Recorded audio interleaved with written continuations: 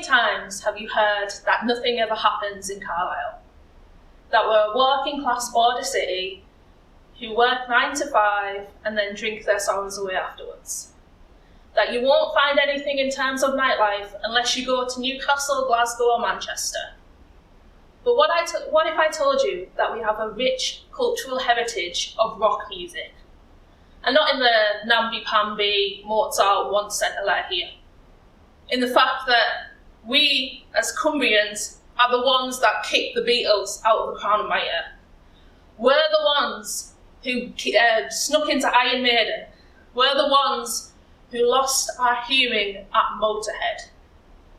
Everyone in this city has a story to tell through the music they listen to. And this is their story. Welcome to Live and Loud!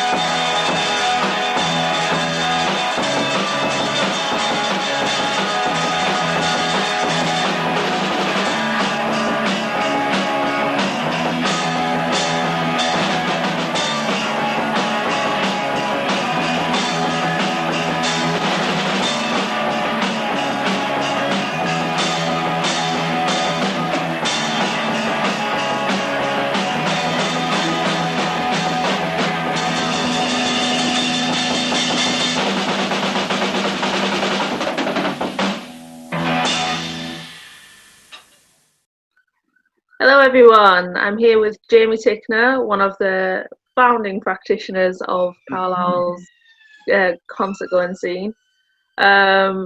He runs the page Ale and Metal, focusing on upcoming rock and metal talents within Carlisle itself. How are you doing today? Yeah, not bad, thanks. Thank you for letting me speak.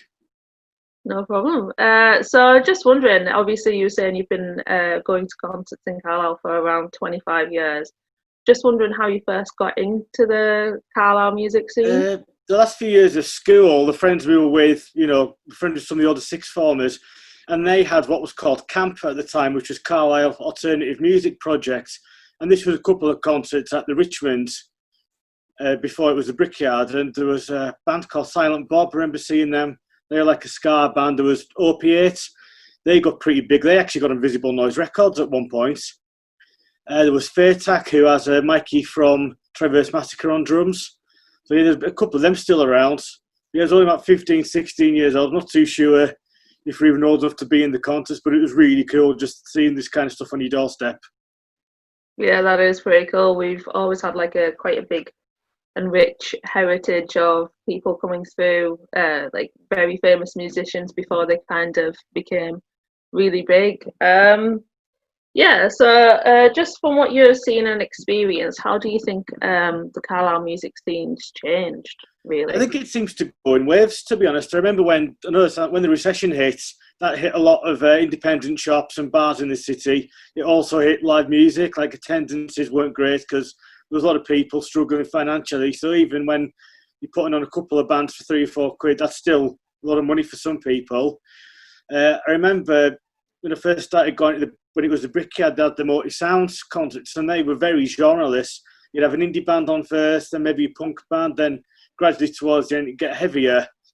Then it kind of got a bit more fragmented, like you'd have an emo gig, a metal gig, an indie gig, whereas now it seems like it's all like genreless. You'll see people repping bands like Delagrave and Mirror Trash, but they'll also be repping the heavy stuff as well, and they'll also be at the same gigs, attendances, and help each other out in the studio, that kind of stuff. So it's really good now how it's all, very good community, and there's no such thing as really genres with it now.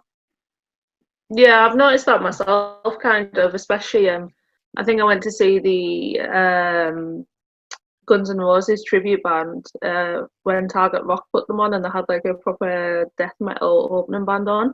I can't remember the name. But yeah, that was pretty fun to see all the old classic rock bands jamming out to that. That was pretty cool. Yeah, I remember the yeah, so what would you like to see going forward in regards to Carlisle? COVID, as you know, has ruined everything this year. There was a lot of live music. I had tickets for a lot of things up in the city. There was, it looked like they had the Sound, the Source Cafe, Warwick Tower, Brickyard Fire Station. They all had a good lineup booked, and they all seemed to be on the verge of announcing the gigs. The Sound maybe had some things on because they've had some good heavy bands lately. So really, COVID's just ruined it all, sadly. But I'd like to see going forward when things ease up, just people to support the scene. There's a lot of people attending gigs, which is good, but I think every time they're saying they could do more.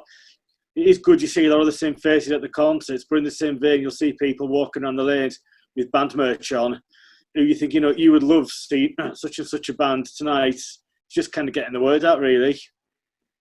Yeah, I think as well, a lot of it is people don't want to see what they don't know, and I think a lot of people could just benefit from taking the chance and paying that £5 to go see 5 bands or whatever, and potentially finding their new favourite artist. I think that'd be pretty cool. Yeah, and I think it's good in Carlisle also. You get like a lot of the bigger bands when they play, they have local support. Yeah, like Yashi and Funeral for a Friend, Skindred, they've all had local support. And typically when it's a younger audience, they typically get there early to see them. So if they see them open up at the Brickyard, they might next time they do a headline gig come along. Yeah, always watch the support. They sometimes put some of the best shows on. Definitely. Yeah. Speaking of, okay, what was your favourite gig?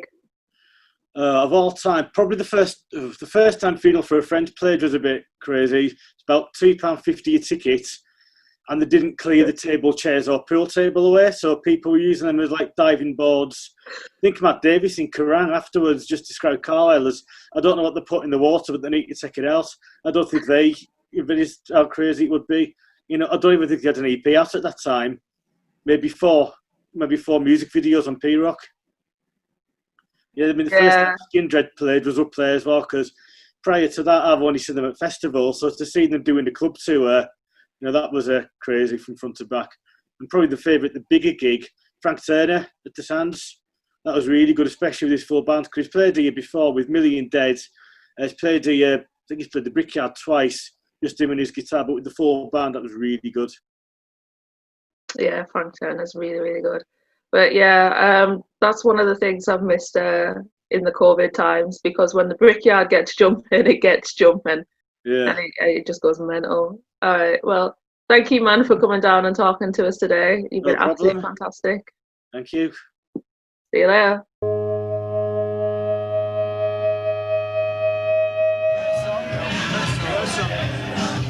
And we're full of excuses, cosmic bloody bleeding twiners.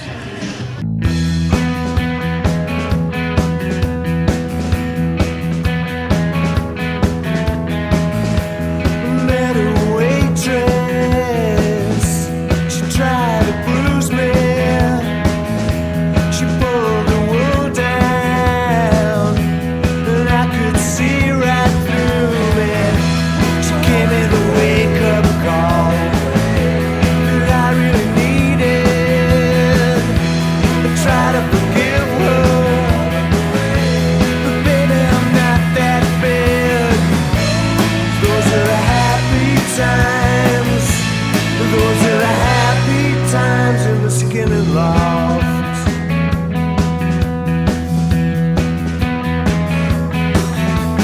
Trees obscured the lifeboat station. Lifeboat men were nailed to trees. Rescues left to imagination. No one wants to go down with all hands.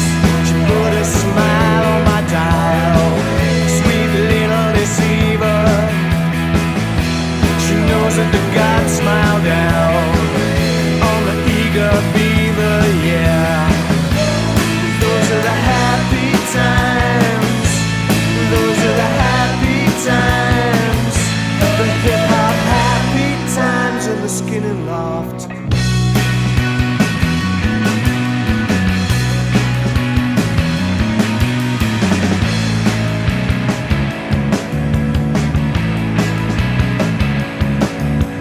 Trees obscured the lifeboat station. Lifeboat men were nailed to trees. Rescues left to imagination. No one wants to go down with our hands.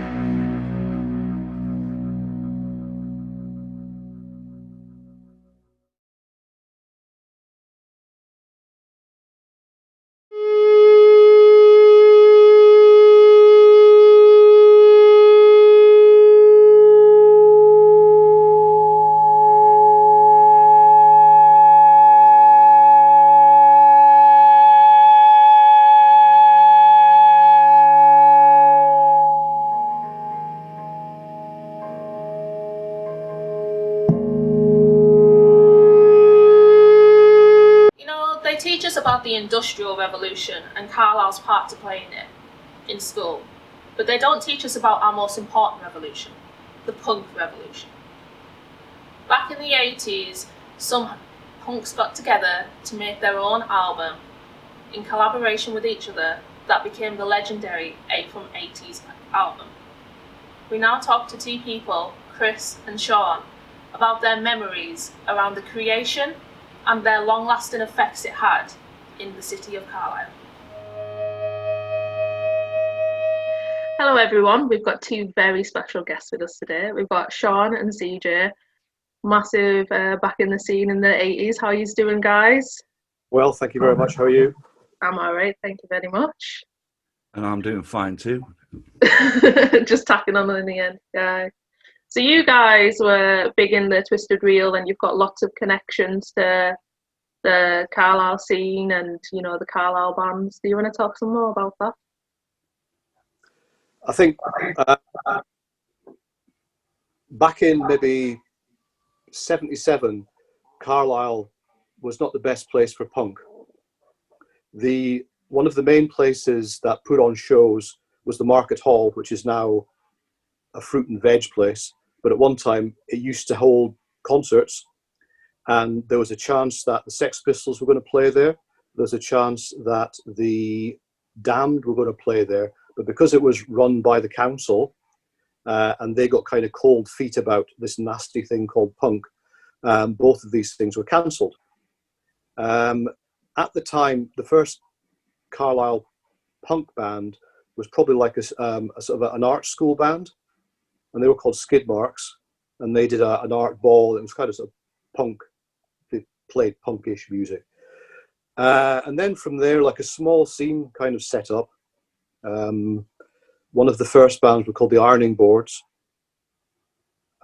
We played, or they played places like Diamond Lills, I think it was, or Platform One. Sean may well be able to help me on that one. Because there wasn't really a venue for punk, because it was still some nasty thing that people, you know, were frightened of. A band from Annan formed called the Limps. They got the singer from Skid Marks to join them, and they started off doing gigs in Carlisle. We started off playing at a place called Mix Club, which is now the front page, which is in Fisher Street, and it was like down in a cellar, which is great because it maybe held about 100 people, and you were lucky to get 100 people to come to sort of punk shows in Carlisle. But it was a good starting place. Shortly after the Limps, I formed a band with my friend Keith called No Support, and we sort of started doing, not regular shows, but concerts occasionally with other sort of local bands. There was a band called Gas Tops from Wigton. The Ironing Boards were still on the go, and there was a little scene created. And I don't know, do you want to add anything, Sean? Obviously, Chris, you got into it a bit earlier than I did, because bear in mind, I was very, very young when I first got into punk. And it was ironically through my cousin who worked with Mike Timmins, who was a member of Skid Marks.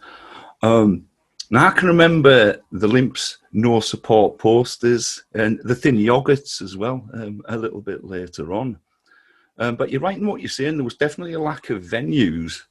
I was still too young to attend the gigs then, because that's the thing when you get into something as young as me and my younger brother did. You can buy the records, you can ape the look, but you can't really do anything because you couldn't really go anywhere. So it was kind of really a vinyl experience and a music press experience for me up until about 79, 80, when I got to about 13 or 14. But by that time, you guys had already established that scene. You'd already paved the way for us. Yeah, I think that there was three main people in Carlisle that kind of helped out the punk scene. The first one was a guy called Mick Potts, who was a trumpet player in a jazz band, but he owned Mix Club. And because jazz was kind of a bit out of the way, and he sort of felt, not an allegiance to punk, but sort of that we were all outsiders, I suppose. Mm-hmm. And he was happy to give us a sort of a venue to play. The Pink Panther record shop, which you're talking about records before, they were quite happy to sort of sell punk and sort of advertise it and promote it. That's a great shop for, you know, getting vinyl and stuff like that. And to be fair, Mary McBride, who was the manageress of the Market Hall, did try her best. And as time went on, she managed to sort of slip in bands like the UK Subs, like the Angelic Upstarts, bands like that, to play the Market Hall. So those three were sort of the main the main people from who are all older than us, who are kind of prepared to help us out, really. Yeah, I remember, I think it was on the Punk in Carlisle blog, fantastic blog, but the guy was talking about, like, there was some music playing outside his house or something, and he asked his mum, oh, what's that? And then his mum turns around and goes, oh, just ignore it, it's the ironing boards, not realising the ironing boards was a band. There was some absolutely fantastic names in those days as well. The ironing, as I mentioned, the ironing boards, the thin yogurts, the limps. We definitely had our own spin on the names of the bands, definitely. Yeah, and I believe, CJ, as well, you were one of the key players in the 8 from 80. Yeah, we formed a record label called Matchbox Classics with the Limps. We all put £50 in with the idea that we were going to make our own record because nobody else was interested in making it for us. And so we released a single called Opposite Sides.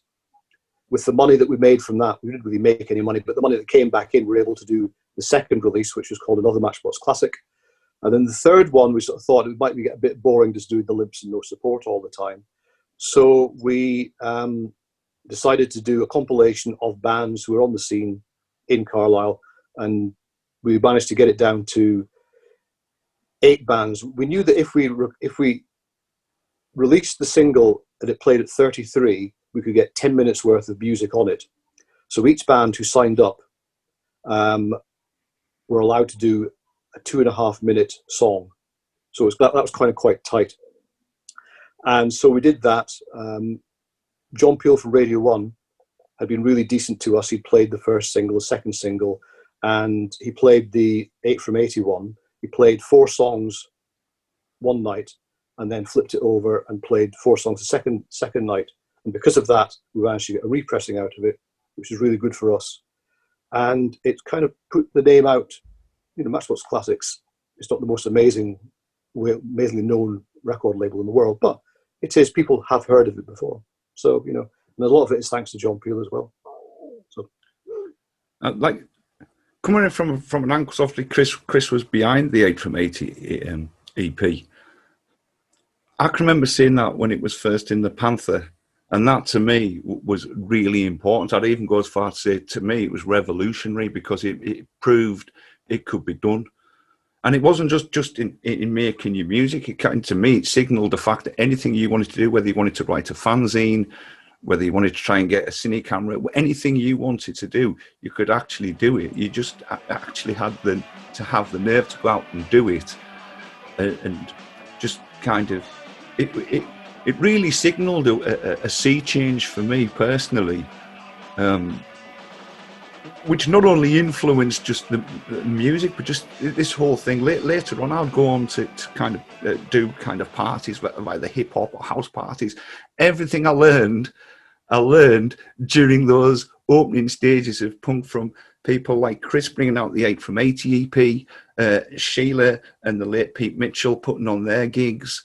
Just this notion that you could actually do it yourself, and if you kind of persevered, you could actually make something of it. It was very much the signaling of, or to me, the start of our own identity as a city musically on that scene.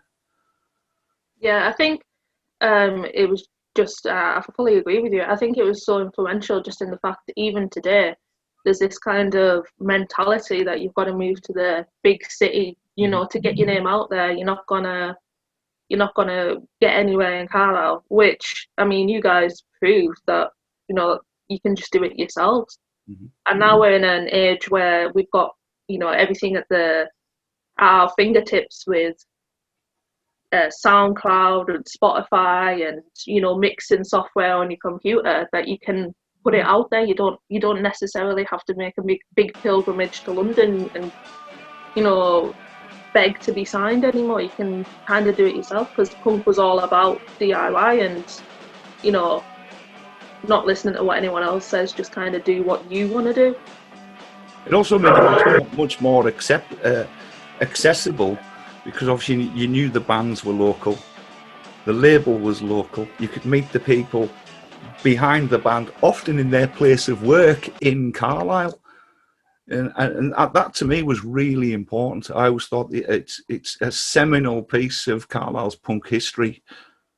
And I can't thank you enough for releasing it, Chris. No bother.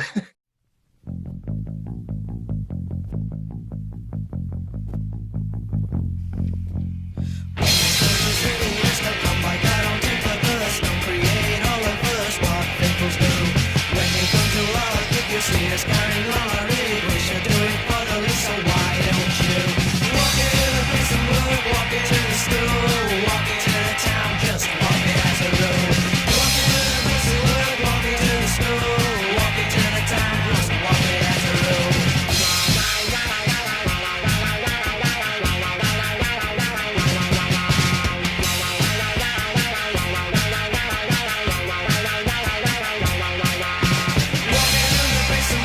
Walk into the school, walk into the town, just walk it as a rule. Walk into the place of work, walk into the school, walk into the town, just walk it as a rule.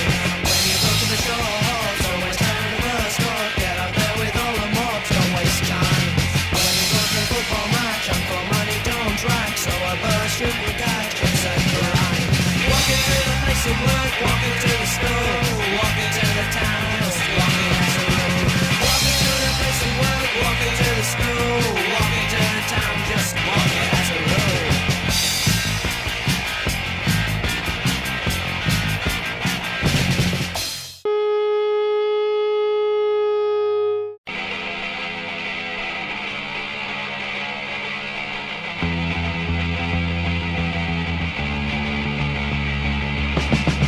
The birds are singing in the trees. A smell of napalm in the breeze. Thousand standing Kampuchea. But that doesn't matter to you and me, dear. 'Cause everything's so nice and everything's so nice and everything's so nice and everything's so. And everything's so. And everything's so. And everything's so nice. Everything's so nice. So nice. It's so nice. I was there something you had to tell me. Can you wait a little longer? You have to smile, but they get bad. Pain can only make you stronger. But everything's so nice and everything's so nice and everything's so nice and everything's so. And everything's so. And everything's so. And everything's so nice. Nice.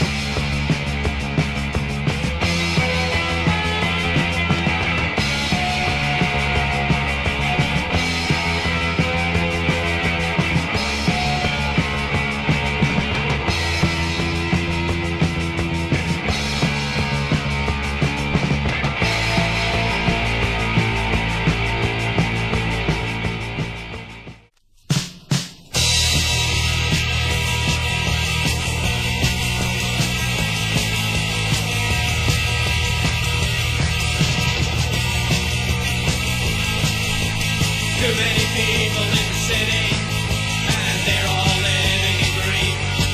Gonna jump in my car, wear my collar and tie, and go to the thought jubilee. Gonna set myself up in the country, live way up high in a hill. Gonna stay in a cave until the summer comes, and then I'll move in for the kill.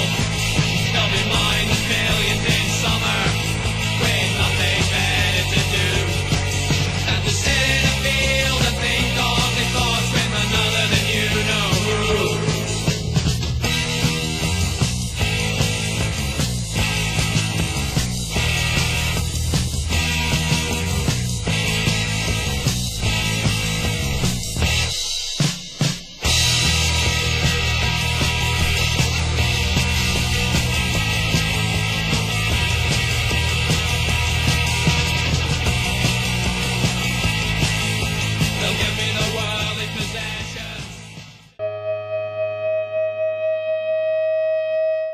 Hello, and we are joined today with Steve Dunn.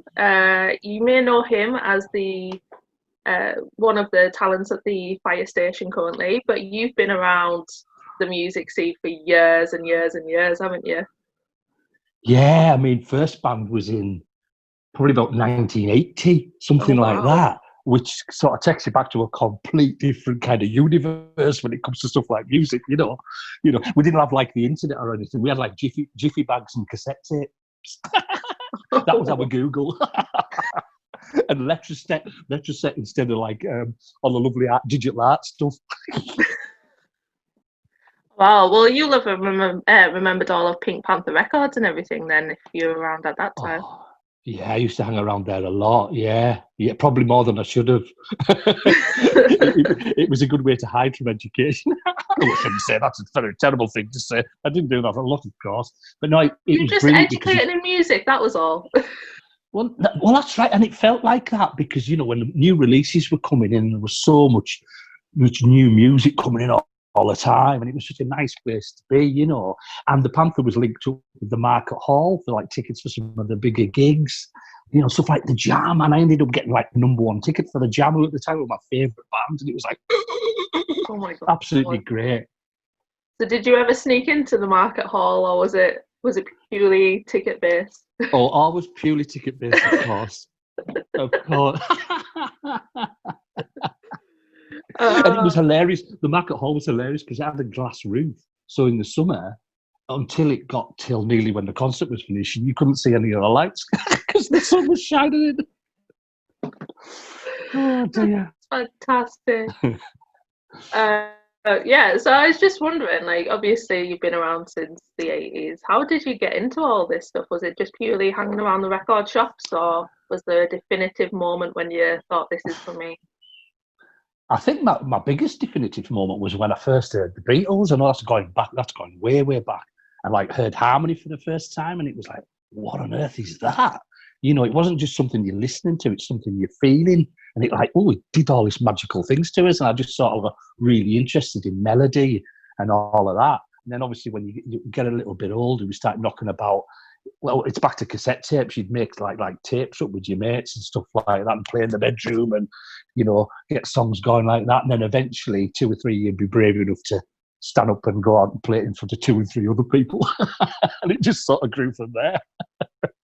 Yeah, we've all got to start somewhere. Absolutely. And it was one of those things, it doesn't matter what it is, whether it's a sport or an art or a creativity. Somebody says, oh, actually, you're all right at that. And you think, oh, all right, smart. I'll carry on doing that. And a way of expressing, this is such a lovely way to be able to express yourself, which is nice. Yeah. So obviously you're still involved with the Carlisle music scene today with being at the old fire station. What's the biggest changes you've seen in all those? Oh yeah, just to put you on the spot there. Well, I mean, going back to that point I made about cassette tapes and jiffy bags and basically having to write letters to like record companies or send your tape to a venue, you've now got the industry at your fingertips, haven't you? It's just superb. And that's the biggest difference for me is you don't have to rely on anybody else. You could do it completely yourself, from graphics to all your songs to your image to your merchandise if you want.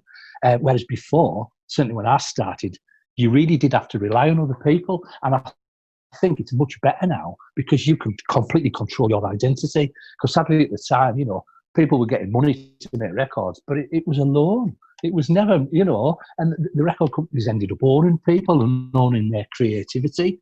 And I think it's never been more healthy than now. I think it's great because you can think, I want to do it like that. And fantastic. And with sort of like Spotify and all the stuff with the internet, you've got like potentially a worldwide audience. Because I've always thought there's always got to be somebody in every city that might like what you do, but it's how you connect with that. And now there's so many ways of doing that, and it's absolutely brilliant.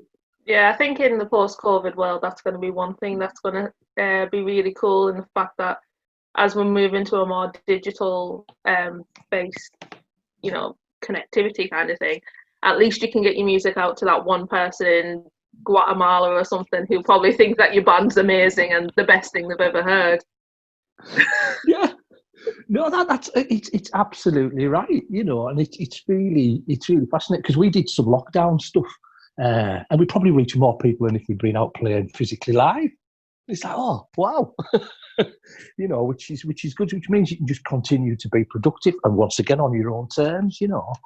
I think the other thing that's changed as well, I think music, as it's always done, just keeps going round and round and reinventing itself, but then bringing in new things. And I think the stuff you can look back on now and get influence from is absolutely amazing, you know. And I think all the different fusions as well. I mean, music just keeps mixing, which is beautiful. I mean, for me, when I was growing up, like stuff like ska was really good because it mixed that sort of edgy new wave with reggae, and it was lovely, and it had that lovely social like message behind it, you know. And it's really, really interesting. I think the times are quite similar.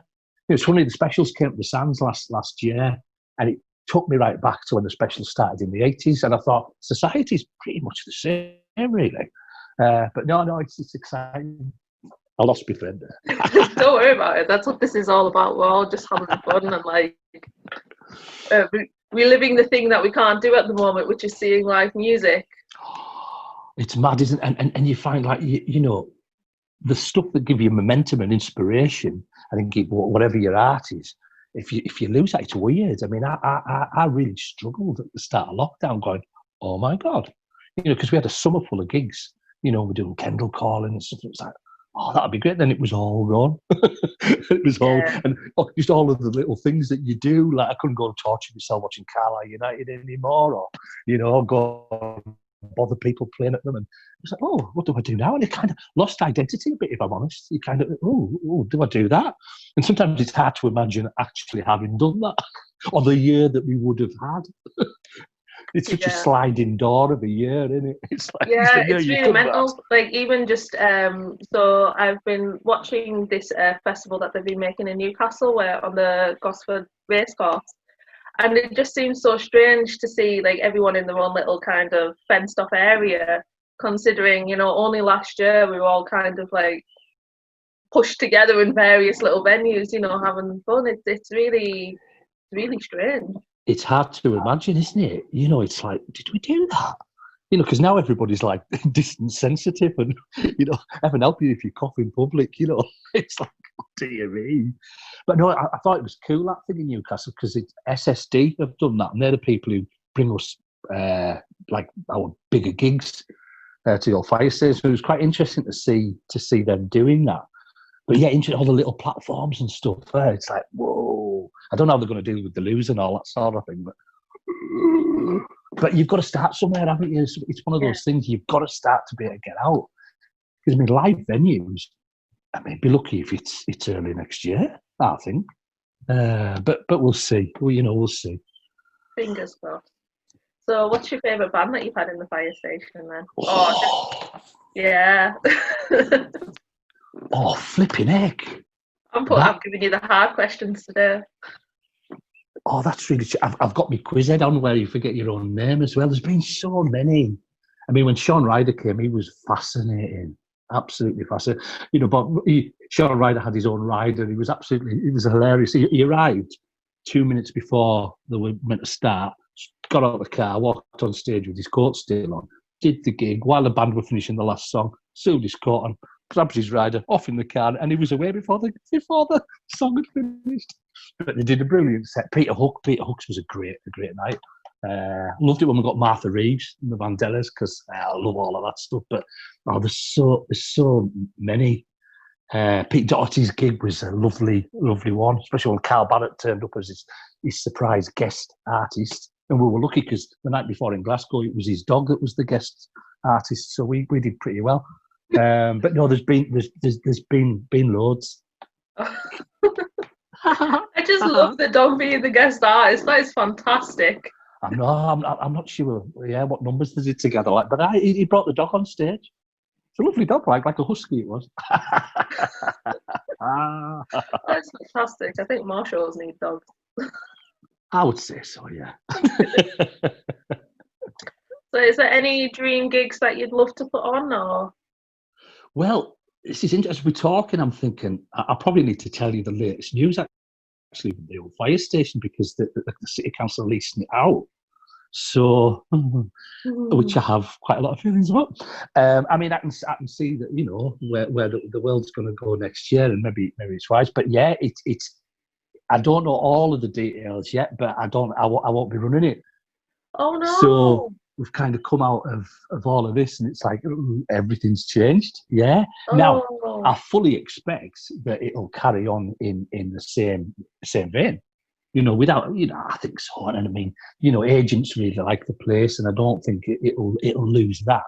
And potentially, you know, the new people just could, you know, maintain where we got it and maybe just take it slightly up, because it is hard for councils to work in that environment. It's such a different industry, you know. But it is weird because it's been the past 7 years of my life. You know, it's like, oh, all right, okay. So it is all changed. It's like, whoa. You know, I mean, I would love to see that whole area around Rickygate getting developed as a cultural hub, you know, because in the not too distant, that area is going to be free because the magistrates are moving out. And you think, oh my goodness, because there's not many rehearsal spaces or recording facilities or places just to try out whatever it is, whether it's a craft or it's drama or it's music or whatever it is you're doing. And you think, oh, that would be really good. So I'll keep trying to look at that. But yeah, at the moment it's a bit like, oh, the bus is stopped, and let's see what happens. I mean, in a way, because the venue won't be open until next year, it gives them time to turn it around. But I'm interested to see what happens. It was funny because you talked about it. I thought, oh, I better tell you. No, thanks for telling us. Oh, I really do hope they invest in that, because we do have the historic area next to it. It'd be pretty cool if we had like a cultural area just like opposite it and facing it. That would be absolutely fantastic. Well, yeah, and the idea would be, if you know, because Rickygate's got loads of rooms, and the idea would be, all right, if you find people for all of the rooms, and whether it is having a craft shop or a little cafe or your rehearsing, just lots of little creative incubation space in a way. You know, places to try it out, to make mistakes, to really craft your art, and at the same that you can then go and perform. It's a little bit like the mini Motown idea, where in one complex you've got an industry that can support and, you know, support itself. So, you know, we'll see what happens. Yeah, we do have a lot of great local talents in Carlisle. It's just getting them about and, you know, showing them to the world and what we've got here. Well, that's right. And it's back to the fact of you've been able to tap into the whole world again, where people used to say, oh, Carlisle, why bother? You know, you won't get A&R people, because you used to have to rely on people come to physically see you, whereas now you can put your package wherever, or you don't even have to go with them. You don't have to look for a company anymore. It's like, I'll do it myself, you know, which is lovely, I think. Really, really nice. Yeah. I don't think people realise how much of a heritage in music we have here, because, I mean, I remember when I first was developing this project, I found this cute little story online where Jimi Hendrix had played in Carlisle, and then he'd went for a drink in the Albion. He'd had a pint in the Albion afterwards. And I just thought, like, one of the people who are on this project as well, Dale, he was just completely gobsmacked by that. He just could not put those two images together. Well, the guy who cuts my M on T always tells the story of walking a Botchagate having a crack with Jimi Hendrix. walked up to the station with him. But there was a band in the around about that time, in the late 60s, called the VIPs, and they were part of a similar company, and they got Jimi Hendrix to play with them, but they didn't get this guy playing the guitar upside down and that, and they didn't go with it. And the same band were actually offered Whiter Shade of Pale and didn't take it. But they still did well. They must be the most unluckiest band known to man. No. I know, it's like the guy who didn't sign the Beatles. He's like, oh no. Yeah, electric guitars, they won't be around. It's like, oh dear.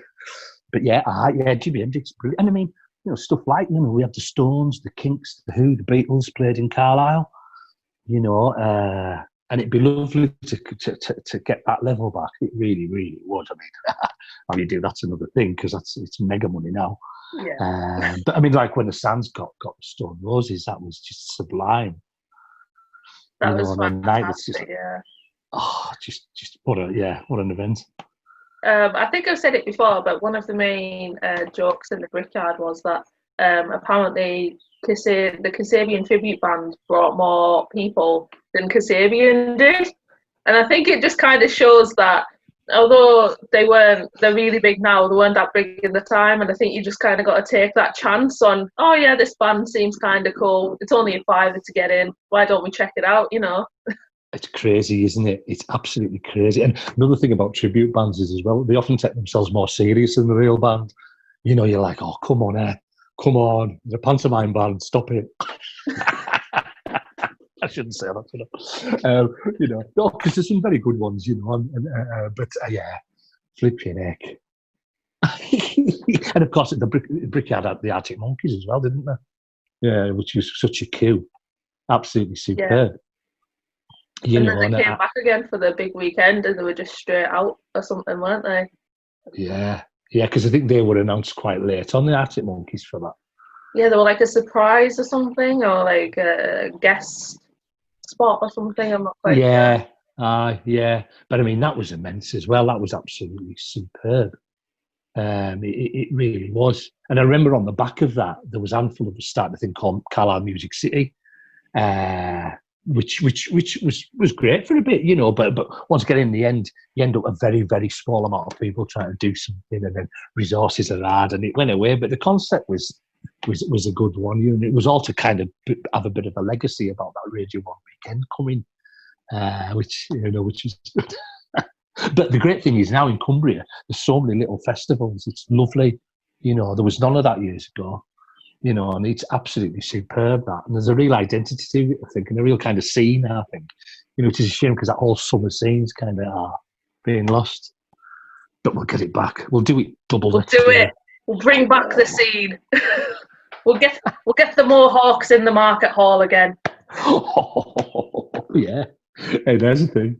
Flipping out the Mohawks. It just reminded me of another venue called the Stars and Stripes that used to be down Botchegate, and they used to have people like King Kurt and iguana bats, and it was really strange. People doing fighty dancing and that.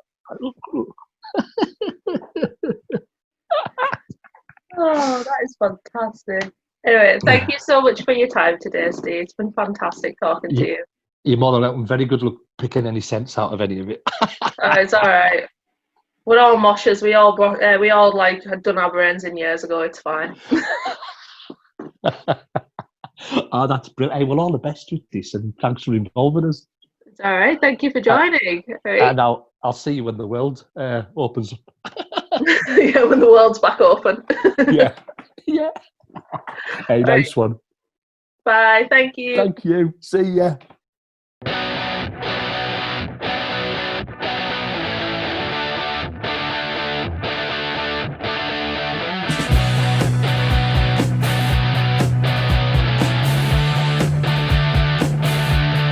Morissey's over. That dog's had his day. England is over. Always was, but anyway. Tear down the past. The future's so blue. Don't get so head up. It's not about you. It never was. Just because I'm not even sorry, but Morissey's over. Morissey's over.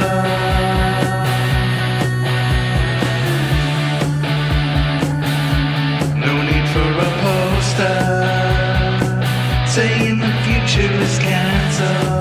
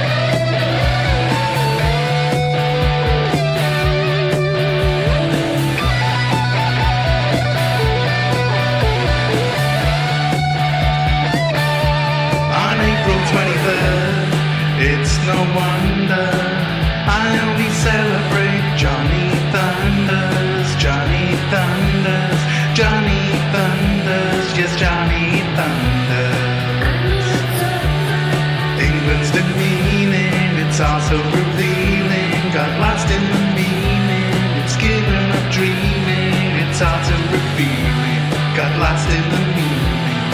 England's the meaning, it's given or dreaming. I'm not even sorry, but Morissey's over, Morissey's over.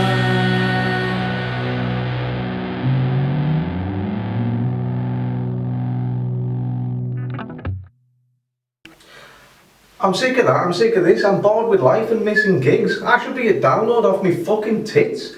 With the piss pot parliament and a brand new recession. So we're sat with YouTube and a larker trying to get a session on. It's just so dull. Rishi, Cummins, Bojo and Hancock dangling half-price scran when we just want to rock. I'm sick of that, I'm sick of this. Buys a double Jack and Coke, see you at the next gig.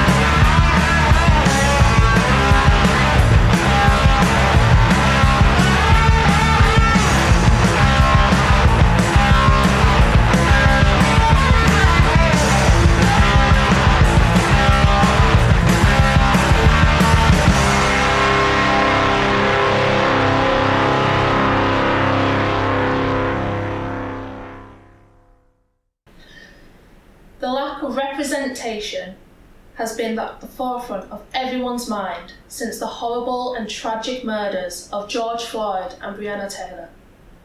It's not just a US issue, it's not just a British issue. It's an issue that people of all walks of life face and interact and deal with every day. Our friend Phil has graciously allowed us to show a film he made for Black History Month in 2018. It documents one of our most prestigious icons that we've ever had in the city, Jimi Hendrix, and the lasting legacy it has had for the people and the creatives of the city. We now talk to Phil to talk about backstage knowledge and the stories that he found while interviewing people for this wonderful film. Hello everyone, today we have the filmmaker and event and extraordinaire, Phil. You may know him if you ever visit the Speakeasy in Carlisle, and he's a fantastic filmmaker who made the next piece we're showing, It Happens in Carlisle. Thank you for coming to talk to us today, man. That's great. Good to be here. Hi. Hi. Yeah, so I just was wanting to talk to you a bit about the film, like what inspired you to make it? Well, it came out of Black History Month because Tullie House had been doing a series of events that we'd been involved in with Speakeasy since about 2016. And we had a meeting with Lindsay Atkinson, and one of the themes that came up was this idea of black music. And Nick Pemberton, who ran Speakeasy, and I worked on a few films and bits and pieces, and he said, oh, we can make a film about music in Carlisle. And we heard about this legendary Jimi Hendrix gig of 1967 as well. And we thought we could interview some guys who were there and saw it and put together this big film. And Nick said it could be about an hour and a half. And this was sort of August 2018, and the event was going to be in the October. And I thought, okay, we've got a few other things on, but we could maybe look at doing that. And he sort of tried to contact a few people, and I contacted a few people, and then we got distracted by other projects. And then sadly he passed away in the September, and we went through all that. And then October arrived, and I realized I'd still said to Lindsay I was going to do this film about black music and Carlisle. And so we'd reduced it down to about 15 minutes at that point. And I made it for that event. And I remember that I think I'd done a bit of prep work and managed to pick up some contacts and put some, foundations in place to talk with various people who were in the music scene in Carlisle. And then from the first day of filming to the event was only 2 weeks. Oh. Yeah, and we did green screen and all sorts of stuff. And yeah, it was just, there was lots of sort of strange serendipitous things happened as well. I mean, I happened to be filming an event for Blue Jam Arts, and I met Bryony and Ella Gentleman Pinto there. And I'm supposed to be doing this thing about their music event, because they work with young people and give them an opportunity to do wonderful music stuff. And they're based in Penrith, but they do stuff all over Cumbria. And I explained, I said, I'm trying to pull together this film about black music and black musicians and the music scene in Carlisle and Cumbria. Would you be up for doing a piece to camera? And they said yes. And lots of people were really sweet like that. They just said yes. And it just came together in this fortnight, this sort of magical fortnight. Oh, that's fantastic. And when we showed it, it was this big event, and loads of people from all sorts of diverse backgrounds and stuff were there, and there was loads of talks about music and people's different influence, that they'd been influenced by music and how music had affected their lives. And we showed the film, and it got a great reception, and it was really, really amazing. It was just sad that Nick wasn't there to see it, and the film's sort of dedicated to him at the end. It comes up saying for Nick. So. Yeah, but I'm sure Nick would have loved it. I mean, the Jimi Hendrix show in Carlisle has always been one of these things where it's never been massively talked about or commemorated, considering how big Jimi Hendrix later came on to be. But he has had a significantly massive knock-on effect and, history throughout Carlisle that we can still feel today. For example, the blues festival and stuff, and I think a lot of the people on there would probably be inspired by Jimi Hendrix and how he was able to play and whatnot. I'm just looking behind you. I can see a little costume behind you. Yeah, that's the outfit we put together for our recreation of Jimi Hendrix visiting Carlisle. That's in the film, and I managed to scrounge the jacket and the trousers, and then I picked up the shirt, and my friend Susan Cartwright-Smith was able to do a wonderful tie-dye skills from her theatre costume background, and came up with this amazing shirt. And then we got Andre Anderson to play Jimi Hendrix, and he was just amazing. we green screened it so we could make him sort of transparent and ghost-like. So we dropped him into various locations around Carlisle that I went out to film early in the morning, and this tied in with the interviews I did with. There was sort of two main guys who sort of. There was a guy who's a photographer, or he was a photographer at the time, and met him, and hung out with Jimi Hendrix, and his, you know, what kind of story? I mean, that's an amazing story. And then, funnily enough, he's a friend of the family. He's the son of the guy who used to be the manager at the Lonsdale cinema, which was also theatre at the time as well. And he had all these stories about that gig, because it wasn't just Jimi Hendrix. It was he was fourth on the bill. So I think it was the Walker Brothers, and then Cat Stevens and Engelbert Humperdinck, who just had a big hit. So he was, I mean, it's like ridiculous. And it's like, and then Jimi Hendrix, and it's like, this is rather an unusual lineup. Do you know what I mean? Yeah, it's not two artists that you would kind of put in the same category, is it? Engelbert Humperdinck and Jimi Hendrix. Exactly.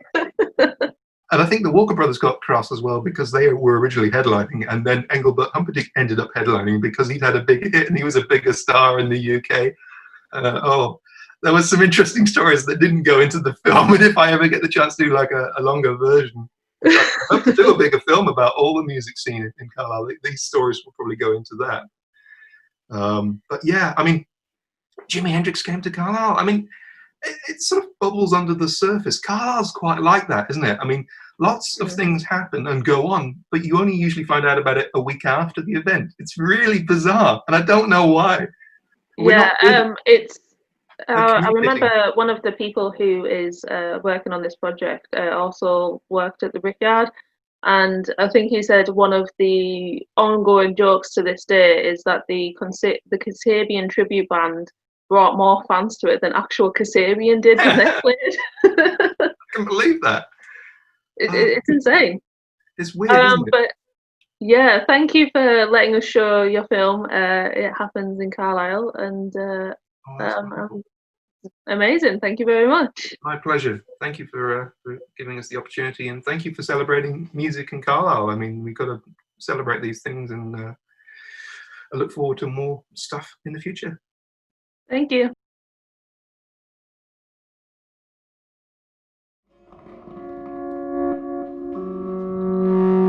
Hi, I am Bryony Jarman-Pinto, and I am a musician, singer, and I live in London, but I grew up just outside of Carlisle in Penrith. And I'm Ella Jarman-Pinto, and I'm a composer and a singer, and I grew up in exactly the same place as her, because you might have guessed we're sisters. We were just talking about who we grew up influenced by, specifically black artists, and we were talking about Nena Cherry. Usador. Yeah, Usador. 7 seconds. That's one song that we sang a lot of. A lot. And who else? Some more recent artists are Santa Gold. Also, I love Solange. I haven't got there yet, but then I'm a bit behind the times. I'm more of a classical side of things. But I mean, we were brought up on Toni Braxton. Yes. Nina Simone. Sarah Vaughan. Ella Fitzgerald. A lot of female artists, actually. Yeah, black female artists, brilliant singers, brilliant songwriters, fantastic role models for us. There is a ridiculous number of amazing musicians out there who are black and who need to be celebrated. Yeah. Well, where do you start and where do you stop? The influence of black artists and musicians is just so immense. I mean, I know from my own musical history, I mean, I adore the Beatles, but like the Beatles were trying to copy the Shirelles, and all of their lovely harmonies were coming from like those, especially black girl groups in America, which I absolutely love, and they brought a completely new sound, you know, and I think it's still hard to imagine now the impact of all of that when it happened, because it hadn't happened before. You know, I think everything else kind of came from those beautiful things. And I mean, the list of influential black artists would be too long to go. I mean, you know, name another one, Aretha Franklin. I mean, flipping heck, you know, somebody who really did sing with soul and defined what soul means. The whole thing about soul music and Motown, everything. I mean, it's just incredible. And then, you know, more modern, you got like rap and stuff like that, and just the whole rhythm just brought something completely different, a whole new dimension to everything around music. There's people from the Jackson 5 and all this, like, sort of soul, Stevie Wonder, like Al Green, Nina Simone, and like straight through to like bands like Sepultura and like and the Bell Rays and Skunk Anansie, and you know, there's so many. I teach some contextual stuff, and I always bring Motown records into the picture. Berry Gordy founded it in '59. Stevie Wonder, the Four Tops, obviously Michael Jackson. It definitely influenced a lot of the feel and the dance grooves and the R&B of today. Does stretch right back to black origin, music of black origin, from gospel, marrying it together with some blues, and coming up with all the subgenres that kind of blossomed in the 70s. Plus, the whole two-tone thing coming out of punk music is kind of testament to that. Really, it's you know, it broke down like sort of racial barriers, like sort of at the time, and you know. That whole kind of skinhead movement that kind of came out of like sort of the punk bands, and you know, those bands are still going now with like enormous crowds coming to like out to watch them. You know, it's that's the best example I could think of. But you know, I like there is more like sort of, you know, there's like reggae's had a huge influence on contemporary music. Last October, I was really fortunate to be part of a concert that had. That was celebrating the works of people who are black, Asian and minority ethnic, British composers, and it was a fantastic concert because we were all chosen because of our music, you know, not because we were famous or not because we were up and coming or, you know, because of our connections, but because we had really good music. Vita disagrees with me, but yeah, she's joining in, yeah. But and it was just fantastic to be in a church full of people who very often don't get to be on that platform, and you know, people who look like me. I'm in the contemporary classical world, and people don't very often look like me. So it was just really inspiring. It's absolutely amazing that like Jimi Hendrix played in Carlisle. Even more amazing that my barber Monty walked to Butchergate with him. How cool is that? And everybody seems to have a tale about that time. And I mean, Carlisle was buzzing then. You know, we had the Stones, we had the Beatles, we had Jimi Hendrix. And how fantastic was that? I remember at the time there was talk about, from some of the record companies saying, this guy that plays his guitar with his teeth and that, it'll never catch on, it'll never carry on. Boom, didn't it just? But you can't help but think what a positive cultural shock that must have been for Carlisle when Jimi Hendrix appears. It's just absolutely fantastic. I can imagine. I'm probably miles away from the reality of it, but yeah, I'm sure it was a pretty special day, along with hundreds of gigs back in, you know, in those sort of days in Carlisle and Cumbria. You know, there's a fairly rich heritage of people attending concerts and having a good time, and there's been some fantastic musicians here over the years. The description of Hendrix was, you know, like when he first landed on these shores, it was like just a sound from outer space had just landed on the planet, really. He made his guitar talk, made it sing, and done things that people previously hadn't done on the guitars. It was a massive influence on rock guitar. Well, my connection with the Lonsdale, I'm Callum Scott Buccleuch, and I'm the eldest son of the manager Norman, or Scotty as he preferred to be known, who was there from 1955 to 1974 when he retired. Well, Jimi Hendrix, of course, is one of the artists that's most mentioned. In fact, I think he's mentioned just about as much as the Beatles. And he came in 1967, and he was fourth on the bill, believe it or not. Top of the bill were the Walker Brothers, and then there was Engelbert Humperdinck, and then you got Cat Stevens, and then he was the fourth.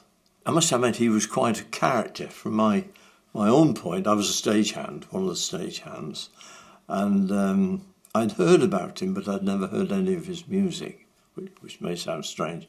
And he came on to do his thing. I'd done that film, so I walked up to a shop no longer there on the corner of Citadel Road called Haley's to get some more film.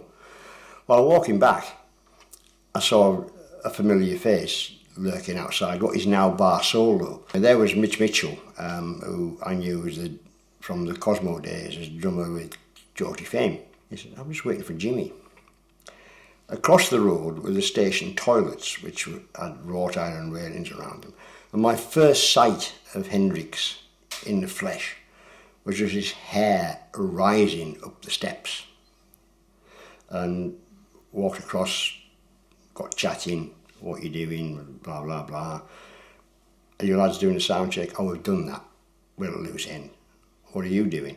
"Taking some photographs." "Oh, all right, can we come with you?" Seemed like a good idea. So instead of walking down Botchergate, the shop I was photographing for was roughly where the Ibis Hotel is now. On the way down there, we spotted the now Border Ramble, but then the Albion.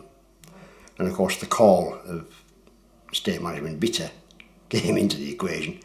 So I went in there for a couple of pints and then down to the boutique. And the rest is history. We were just doing the photo shoot for the boutique, just advertising photographs, and ended up shooting an entire film of Jimmy and Mitch, including them trying on various items of female clothing. Mostly fur jackets and the like. I thought it might be a bit odd because it was a girls' boutique that taking a couple of mates in from the pub might not be a good idea. So I went in and said, "Look, I've met a couple of guys and been having a drink. Sorry if they're coming." "Oh, I'm not too sure about that." I said, "Look, I'll tell you what, I'll do a deal with you. If I can't get you any major publicity out of it, you needn't pay me. If I do get you some major publicity, pay me double." "Oh, go on then." As Hendrix walked through the door, the shop owner's chin just about hit the floor. And later on in the evening, at the gig, Jimmy dedicated, I think it was Purple Haze, to the actual boutique, which is not a bad advert for a boutique when Jimi Hendrix advertised you on stage. So of course they got paid double. He managed to upset my father because what he did was he smashed his guitar up on stage. Now, we weren't used to that kind of treatment. And anyway, it went well. And then the second house, he did it again. So whether he spent his time between shows doing a repair job or not, I don't know. But he was very good and he was very popular. But speaking personally, it wasn't my taste. But a very pleasant fellow. And after the show, he had a fish and chips supper with a senior police officer from Carlisle, and who said, "Hey, what a nice fellow he was." But he was very quiet, and he wasn't one of those larger-than-life people, but he was very, very good. And, of course, his career sadly came to an end not long afterwards, which was a pity. So it makes you wonder how far he would have gone had he carried on. At the end of the 70s, Carlisle was a bit dead. And then suddenly we got this phone call from Big Bear Records in Birmingham, who were doing the 1979 American Blues Legends tour. So we used the City Hall, which is now part of the university. Had it laid out with tables and chairs like a 1930s Weimar club in Berlin. And that was absolutely tremendous. I've got a list somewhere of the actual play. I could have read it without glasses in 1979. Yeah, people like Eddie C. Campbell, Lester Davenport, Good Rockin' Charles, Chico Chisholm used to drum for Howling Wolf, you know, and that was an absolutely tremendous night. In 1984, Bo Diddley was playing in Carlisle. Mike put him on at Stars and Stripes, and he was staying in the Central Plaza. So Mike was busy on the disco and everything and down in the club. So I went and picked him up at the Central Plaza. And he came down in this rickety old, beautiful old lift and walked out into my Mini. It was quite a squeeze getting him in the car, but he absolutely loved it. The drive down Botcher Gate, I felt like a real chauffeur. I know there was a tour on the train that involved bringing sort of world music artists to like places where they wouldn't necessarily be turning up, and they came to the platform in Carlisle and you know, to spread awareness, I guess, and give everyone a good time. I mean, we've been lucky enough to have like a couple of legends ourselves. Martha Reeves came and P.P. Arnold, and by Jove, they still knock it out, and you can still feel that great energy in them, you know, and it's just so lovely.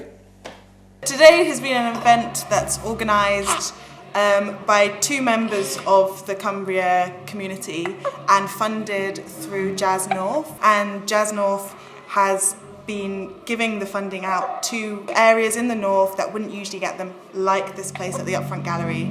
And so there's music going on, as you can hear. Blue Jam has basically been providing the music, supporting the artists, supporting the promoters and the young promoters and the people organising it to get it going. You know, and then Brunton Park, Lionel Richie came. I mean, the list goes on, doesn't it? We've had the Selector, the Beat, Hypnotic Brass Ensemble, who came from Chicago. There were 9 brothers who are all brass musicians who have gone out touring the world, and they came here in 2009.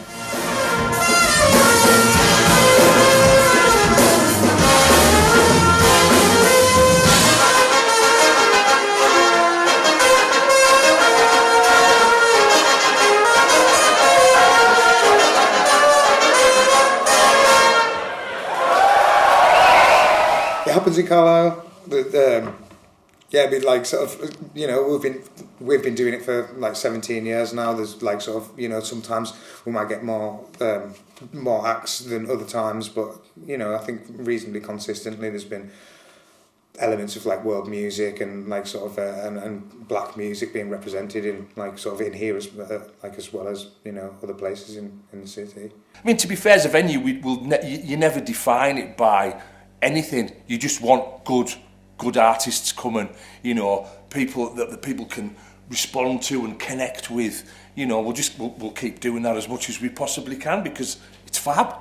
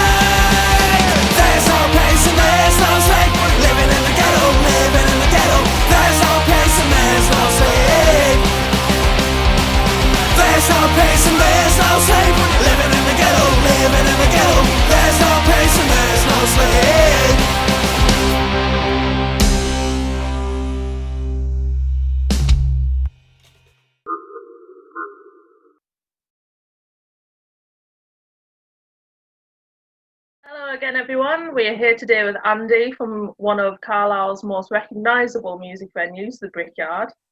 There's a lack of bricks behind him today, though, but it's okay. We'll all superimpose it and post edit. It's fine. How are you doing today, man? I'm good, thank you. Yeah, I'm all right. I'm all right. Just enjoying a little bit of sunshine through my window. We'll keep this quick so you don't have to. You can get back out in the sun if you want. No, I don't go further than the window. That's as close as I get to it. Fair enough. Yeah, so obviously the Brickyard has been around for like donkeys and donkeys years, and has had many bands that have went on to become massive, famous influences and whatnot, with Kasabian, Arctic Monkeys, all that kind of lot. You got any stories, little details and gossip from any of them? Gossip? Did anyone order M&Ms with all the brown ones taken out? No, nothing like that. There's been a few like little weird things that people ask for. We've had like peppered mackerel one time, was a bit weird. I thought just to have like most bands ask for sandwiches and crisps and stuff, but so I thought peppered mackerel was a bit strange. But yeah, there was that. Let me think. Manuka honey's the like sort of that's the popular one now. Quite a lot of bands ask for that. It's for the vocalists, because the honey's good for throats and things. But Manuka honey is like a New Zealand honey, and it's absolutely ridiculously expensive. So I suppose that's a bit of an indulgence. But yeah, other than that, no, people have generally been pretty decent with stuff. They all ask for socks. That's like all riders ask for socks on the rider, because then they don't have to bring their own on to us. So. Yeah, so that's yeah, I reckon that's as close as you can get really for anything massively interesting. Hey, I guess it works, man.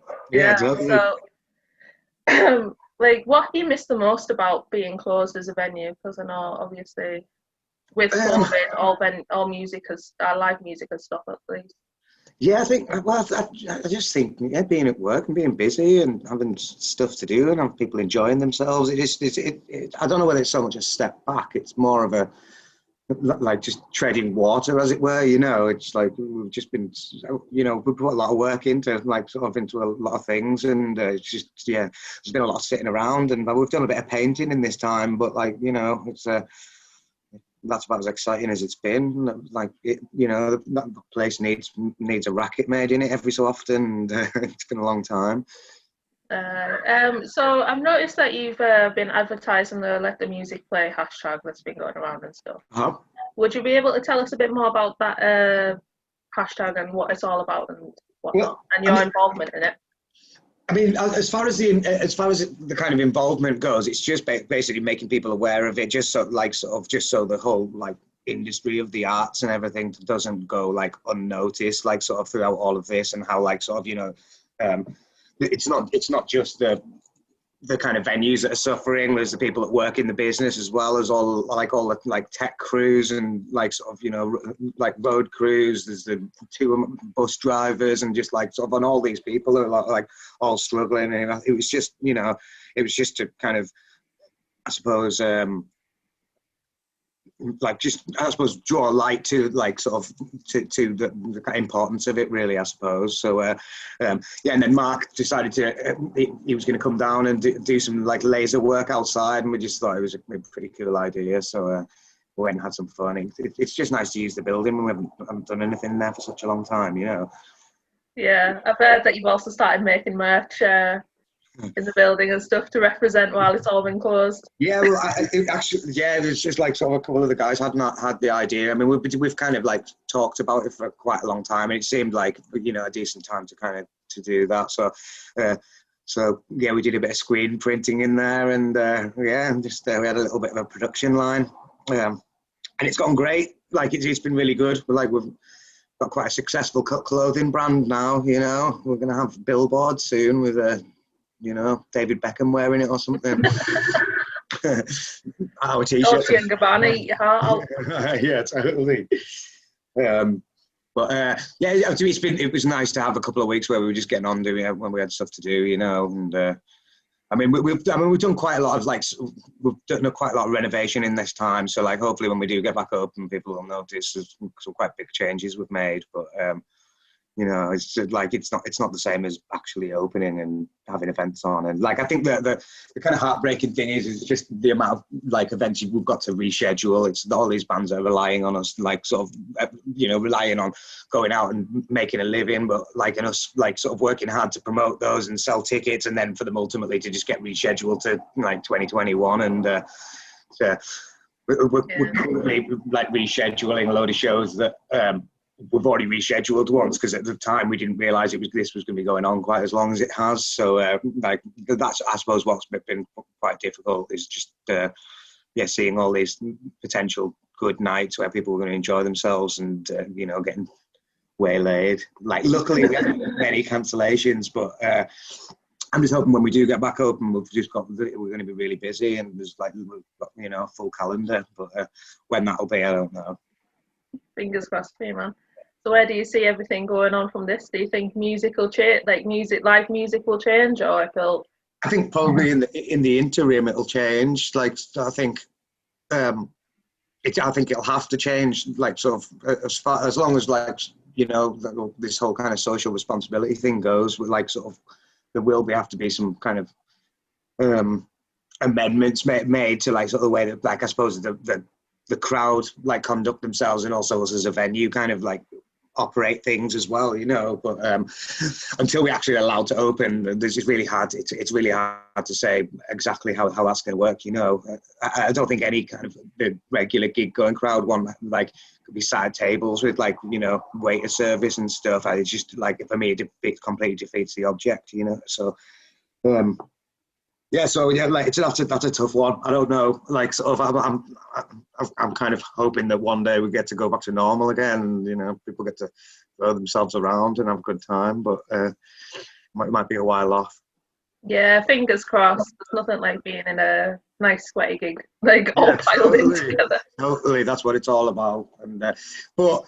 I suppose that's the reason why we're last on the list of people allowed to open, is because of that. That's what it is. But I mean, what I've found is that, like in the past, the gig going like crowd, that kind of element of society are generally pretty respectful, and like sort of they in those situations. I think it's going to be fairly easy to like ask people to do the right thing, and I think for the most part people will do once we get open again. Yeah, fingers crossed. All right, what's your favourite gig that you've had at the Brickyard then? For me, I love Death in Vegas. It was like a band that we listened to at college, and they came actually on just to do a warm-up slot before they were on the way to somewhere in Scotland to like headline a festival, and someone managed to get them, and just their live show and they brought the whole like festival lighting rig into the Brickyard as well, which was like it was maybe a little bit over the top, but it was awesome. They look like the Northern Lights. It was just unbelievable. They had like. Just their lighting equipment that they had was stuff that was so far out of our like sort of realms of like affordability and stuff. It was for me like that tech side of that show was amazing, and the band were absolutely unbelievable as well. So I think that's one of them. That's the one that like I suppose came straight into my mind then. So there's plenty of other ones. All right. Well, thank you very much for joining us today. It's been great to talk to you, man. All right, you're very welcome. No worries. Nice to talk to you too.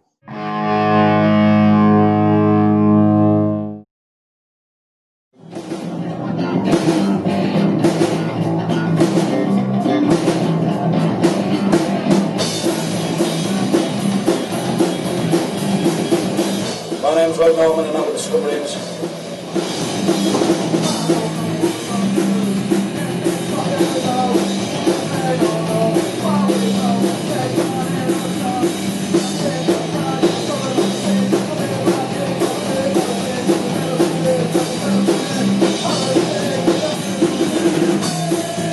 We're from Cumbria, Whitehaven, a little seaside town. It hasn't got much there really, so being in the band's sort of the only thing we have going for us at the minute.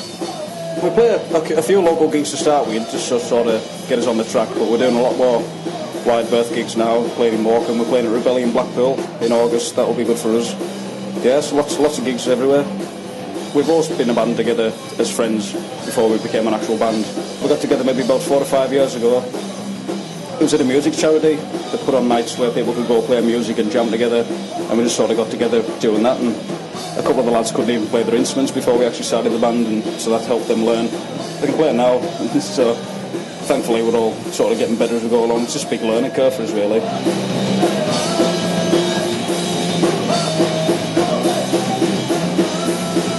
We play punk because it's about being yourself and not answering to anyone else's rules, and you can do what you want. You don't have to be amazing at instruments or amazing at singer. You can just get up there and give it a go, and I think that's the best part about it, just being able to have a go.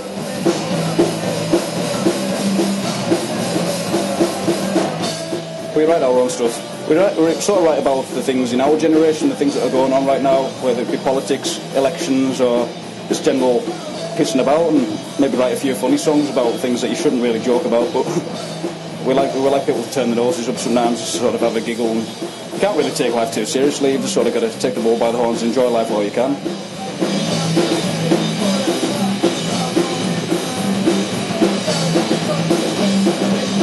We've just released our debut album, The Scumbrians. It's a self-titled album. It's on sale now for £8 a CD, and you can message us on the Facebook page, or if you see us in person, we can sell you that. We've got lots of t-shirts and stuff on sale, badges, and we're slowly going to be getting hats and stuff in soon. And we've also got maybe another album in the pipeline. It'll be coming in a few months' time, depending on work ethics and whatnot, and if we can be asked.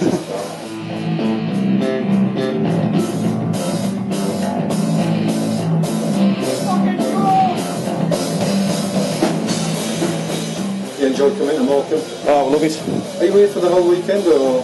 No, not me myself. I'm down for the night, so I'll get to have a wander around, see everyone, but a few of the other band members, they're down for the weekend, so yeah, looking forward to it. Right, thank you very much.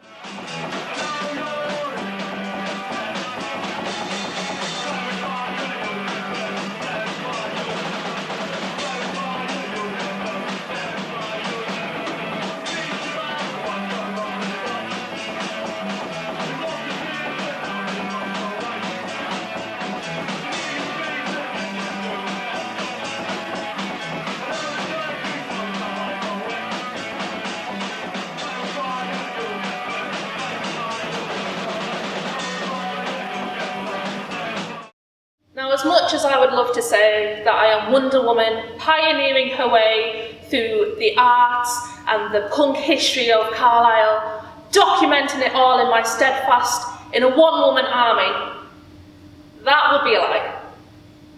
This project would not be possible without our great production managers, Ellie Chapman and Lindsay Atkinson, our wonderful filming and anything audio technician, Kyle, who is probably slowly cursing my name as he has to go through all these outtakes. As well as our funders who A, give us money to be able to do these projects, and B, inspire us to be as creative as possible.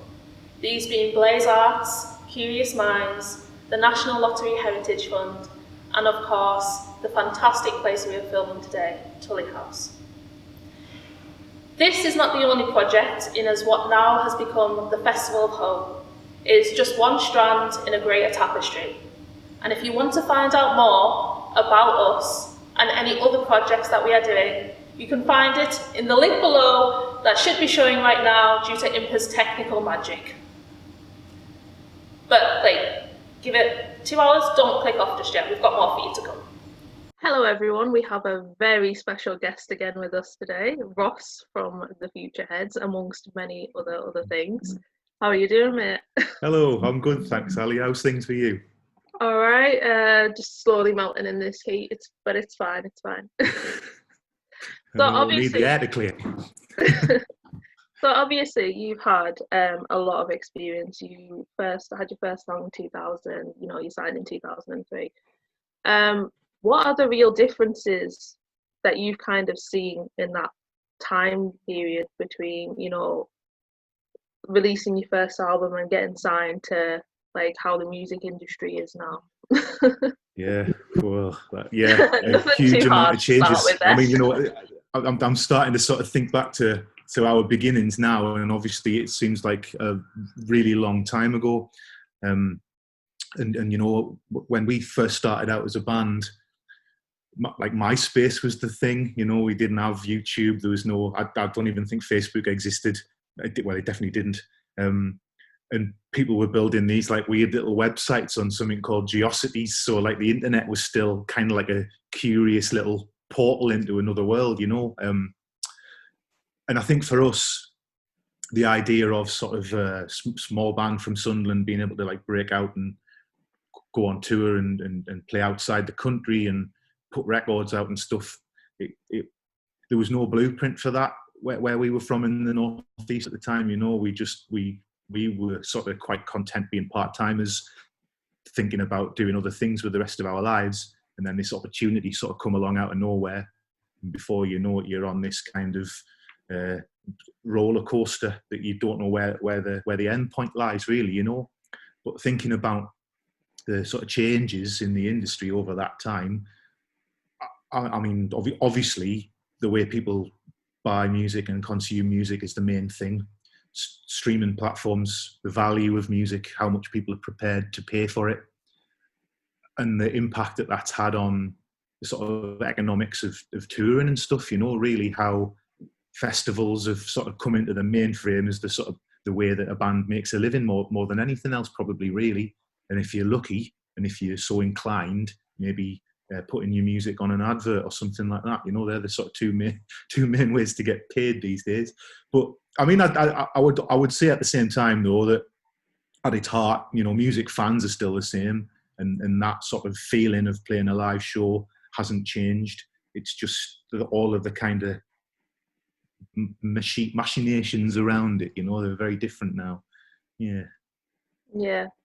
It's going to be a strange thing going back to gigs and whatnot now with everything, you know, social distancing, and we're not quite sure what the new norm's going to be. Have you seen that concert that's just happened at Gosford Park? Yeah. Yeah, I was what did talking you think about it about with it? Ellie before. Yeah, I mean, you know what? I'm of the opinion that you've really sort of, as like artists and as a sort of industry of sort of live music producers and techs and things like that, we've got to try and get behind these ideas, because who knows when sort of normality, as it were, might sort of come back in, you know. So as much as it sort of makes us feel a little bit weird seeing a photograph of like 2,500 people in like little pens, I think to sort of engage with a band with like little fences around them, I think, well, if it's either that or nothing, then you've got to get behind it. And you think about all the people that rely on work like that to make a living as well, and it becomes a no-brainer after a certain point. I do think it'll work better for certain types of bands than others, like, do you know what I mean? Yeah, I don't think you'll get a good mosh pit going on in them, but well, this is it, you know, like energy is such a big thing, isn't it, with live music, and it's okay if you're the sort of artist who quite enjoys looking out and seeing people sat back in a deck chair, but if you're not, what does that mean for you, you know? Yeah. Well, speaking of festivals, I heard you've got your own festival going. Yeah, Summer Streets. Yeah, so like basically started Summer Streets in Sunderland in 2014 because, as a Macam in exile, you'll know this yourself, but there's not a huge amount of like cultural infrastructure in the city, and it's very rare these days, or at least at the moment, that artists from outside the region get the chance to come to the city, you know. So part of the reason for starting the festival was as an opportunity to bring people in and sort of introduce them to the city and introduce our audience to them. But also for me, an important aspect of doing Summer Streets is getting people from Sunderland an opportunity and a chance to have a go at something that isn't normally on their doorstep, you know. So we've had some beautiful moments over the years where you've got like 3-year-old kids dancing around to free jazz, and like, you know, being able to sort of do a street parade with 50 musicians from all over the world and things like that. But to me, what it's about more than anything else is just sort of helping to give other people in the city the sort of resources or show an opportunity that performance is a thing and it actually has a future, and you can be part of that and you can do it yourself. And hopefully we're sort of going a little bit of a ways to sort of help propel that idea, you know. What about with your festival that you've sort of made plans for over in Carlisle? How's that been going in the light of COVID and everything like that? Yeah, so basically it's just turned into what you're seeing here, where everything's kind of digitalized and, you know, via a live stream. But at the same time, it's, you know, it's not the worst, because we've now been able to, you know, get a lot more people's feedback and get a lot more people's stories and memories, which is the real idea behind this, you know, making sure that we document that rich Carlisle heritage of music, you know, with the Twisted People, the Market Hall, and then the Brickyard and Fire Station coming on. Yeah. Which is what it's all about, because no one's really documented it before. As I was saying to you before, the only thing I found in my research was a video from the Border Crack at Status Quo interviewing them about being at the Market Hall, and then going on to say, yeah, but did you move to the Isle of Man so you could do some tax evasion? It's just absolutely mental. Yeah, not relevant. Not relevant at all. Yeah, no wonder they probably didn't come back after that. Yeah, what's sort of quite interesting to me about what you're saying there, though, is that, like, if it's been really hard to find information and footage and stuff from that period, what this kind of time's doing for us is it's giving us a bit of an archive of things that we're doing now, isn't it? You know, like, with my festival that we had this summer, obviously we had to kind of change our approach completely as well. And exactly like what you're doing, we had to sort of take the majority of our content online. But what that's done is it's given us an archive for the first time. So it's almost sort of like preserved everything that we did this summer going forward. And we've never really had a chance to do that. It's really expensive and hard to film live music and get good sound and everything, isn't it? So yeah, I suppose I'm interested in hearing from you about, like, what the sort of positives have been about changing your plans for like a digital version. I mean, I think it's been actually quite positive in the fact of, with lockdown, people have had time to do stuff. So whether that's, you know, getting the mates around on a Zoom call and, you know, jamming out and recording something, or even just having that time to crawl up into your attic and try and find, you know, those photos that you took in the 80s, or like VHS tapes that you took that you were filming, you know, at the Twisted Reel or something. It's just giving people that opportunity to stop, kind of look back on everything and really delve into that kind of stuff, because I think we've got more out of it now with people missing gigs and wanting to go on and kind of relive that in a sense, you know, those memories of, oh yeah, I remember when we saw this, or I remember when we saw that. Here's the photos, here's the videos, and I think that's kind of been the most positive. Yeah, just having people have time. Do you think people are sort of reevaluating how much they value live music and live events and things? Do you think it's making people think about that a bit more? Oh yeah, definitely. I don't think people realise how much they actually miss going out and seeing music now that the pubs have opened, but it's just the pubs. I think it's kind of people realise, well, I kind of miss having that band in the background, or I kind of miss having that, you know, popping into the local venue and seeing that band. And I really hope that once this is done, so in Carlisle, my pet peeve, like, I love a good cover band, right? Don't get us wrong. But I don't want to see them every week. And this is what seems to be happening in Carlisle, because people only want to pay for what they know. Yeah. They only want to go and see what they already know. So yeah, fair enough, that's a Linkin Park tribute band or a Michael tribute band. They're fantastic, don't get us wrong. Yeah. But I really hope after this it kind of encourages people to, you know, maybe pay that £5 to get in to see the 4 or 5 local bands that are playing, you know, and just chill out and see if well, maybe I like that band, maybe, you know, find your next favourite band kind of thing.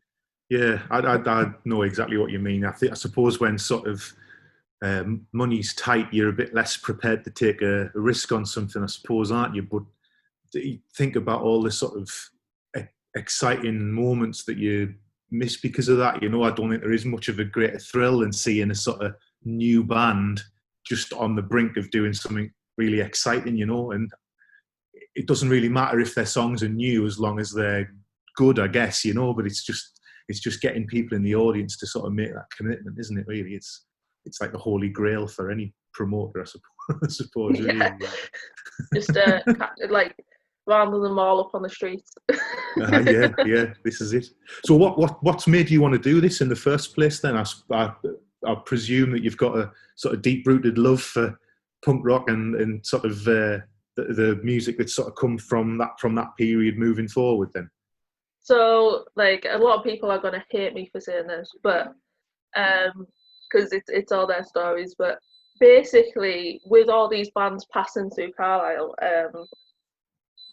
one of the main things is people have a lot of stories with them. So, for example, my dad was there when Slade were playing the local bar, and they were all skinheads, and they all got booted off stage because they were skinheads, and everyone's like, we're not having that. And then my godmother, she used to follow the mission around in the 80s. And she said one day they were playing Carlisle Sand Centre or something, and they all kind of said to her, "Oh, right, can we all crash on your floor?" And she said she had this amazing story where her mum came round, and like there was just 30 goths on a living room floor, and they're like, "Who wants a cup of tea and a slice of toast? Yeah. Does anyone want a slice of toast before you start going out to the gig?" I love that, behind the curtain. Yeah, and then like my first boss would be like, he said that when Motorhead played at the Sand Centre, he lived just outside of Carlisle, not the Sand Centre, the Market Hall. He lived just outside of Carlisle, and his parents were like, "You're not going to that, that's bad music." So, but they were so loud, he could still hear them, and he was just hanging outside his bedroom window, like dancing along to Ace of Spades. I love that. And yeah, it's fantastic. And I think it's just like, there's these so many stories that are just funny, but they're also kind of mind blowing, and no one's written them down. No one's, you kind of need to keep that around, because those stories are what make Carlisle. It shows the people here, it shows what people are like, what people are into, the humour of the city. It's not all just grim up north, Yeah, well, I absolutely agree with you. It's social history, isn't it? And it's the sort of it's the thing that, like, I speak about sort of Sunderland because it's the city that I know the best, but like you don't have what you have in the moment if it's not for the stuff that's just come before it, do you? So for us there, exactly as it sounds about Carlisle, really, there's that kind of great history of punk rock and independent music, and there'll be key people within that scene who've helped make that happen. The organisers, the promoters, the people who've allowed the bands to sleep on the floor. All of those people have sort of paved the way for whatever comes after it, sort of thing, And I think keeping live music alive in a city like mine and a place like yours is, it's essential to the UK live music scene, isn't it? Really, because you can't just have these major cities being the sort of the cultural sort of outposts. All the best stuff comes from the margins and the fringes, doesn't it? Do you know what I mean? You've got to make the most of that. I think we're kind of in that position where we both share Newcastle as our major city. Yeah. And then you might have, the big stars flying into the football grounds and doing a show there, like your Red Hot Chili Peppers and your Elton Johns or whatever. But you kind of need to pay attention to the stuff that's in your local city. You cannot just be diving through to Newcastle all the time when, there's something great on your doorstep anywhere. No, it's true. And what sort of role has the Brickyard played then over sort of recent years in that with Carlisle then? Yeah, they've had a lot of people that you would not think that they've had. They had Kasabian, they had Arctic Monkeys, they had a whole host of people. Yeah. And when you look through it, because they do have a, you know, who's played here on their list, on their website side, and people are like, oh my God, Arctic Monkeys played here, how did I miss that? But you're thinking, well, yeah, because at the time there were just some lads from Yorkshire, you know, rolling up in the back of the like van, and they weren't Arctic Monkeys at the time. They were just like some band that were playing a show, and I think that's another reason why you need to like kind of take a chance on that local show that's happening, or that local band that's happening, you know, because it could be the Arctic Monkeys. Yeah, it could be the Arctic Monkeys, it could be Kasabian, it could be While She Sleeps, it could be Let Live. You just don't know. Exactly, and that's always been the thing, hasn't it, about any sort of band that's gone on to achieve any sort of level of sort of commercial success, is that it doesn't just come out of nowhere. There's always been like a long line of like grassroots gigs that they've played to virtually nobody. I mean, I remember when my band started, the first sort of major tour that we did was in October of 2003, and it was like 30 dates. It was the first time we'd ever done sort of 30 dates around the UK, and well, I mean, most of them were good. We'd sort of, we were on our way by that point, but I do remember we played in Hastings, and there was literally nobody in the room. There was like 3 or 4 kids outside who were 15 who wanted to come in, but it was an 18s plus gig, so they were just stood outside. Oh. And thankfully, we managed to sort of like, you know, negotiate with the bouncers about saying, well, look, you know, like there's literally nobody else here. We either don't bother playing, or you let these kids come in, and, you know, no drinks or whatever, we'll still do it. But I always remember it because I think any band going through time worth their salt has had that experience of it. Just for one reason or another, you have those nights, but they're sort of part of your genetic makeup after a point, aren't they? They kind of it's like the school of hard knocks.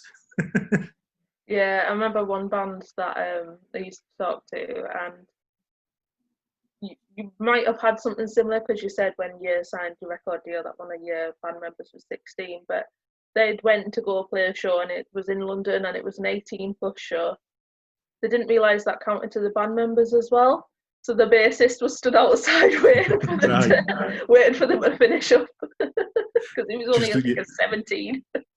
Yeah, I've definitely had similar experiences with Dave, who plays the drums for us. Being in America and him having to like sit in the bus or in the van outside and sort of be just escorted in to play the gig, and then escorted straight back out again afterwards. It's embarrassing, but it's just the way it goes, isn't it? You know, rules are rules, I guess. But it's been fantastic to talk to you today, mate. You've given us a lot of insight and a lot of good stories there. It's a pleasure, Ali. You know, and good luck with everything with the festival, and stay in touch. I'll be keeping an eye on all the activity and getting involved when I can. All right, but that's brilliant. Thank you so much. Bye. No worries.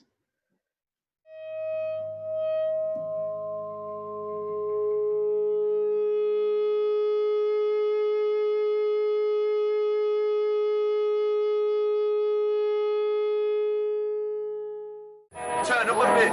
This one's about conversation. What shit? Nigel train spotted.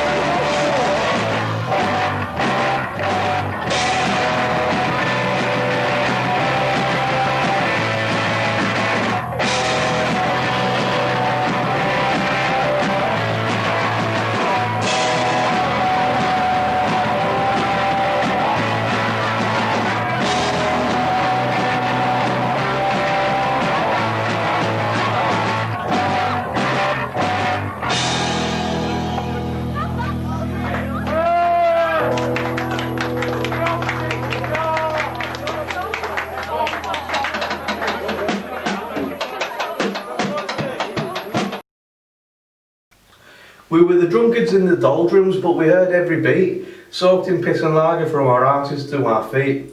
It was our time and it was unique. All friends, no fights, everything set straight. Times to be hauled, times to be reminded of the next day. No repeats.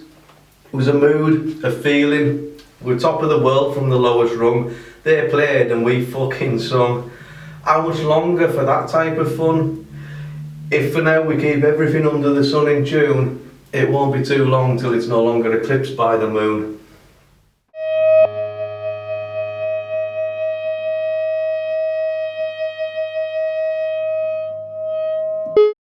You know, they say that Glasgow is supposed to be the best for atmosphere at gigs. But once, when Let Live played here, I moshed so hard I had to wear a neck brace for a week. The story of music in Carlisle has always been dictated by its beloved music venues. From the Twisted Wheel to Stars and Stripes, the Cosmo, most beloved the Market Hall, and into newer places like the Brickyard and Old Fire Station. Here are some photos from those shows.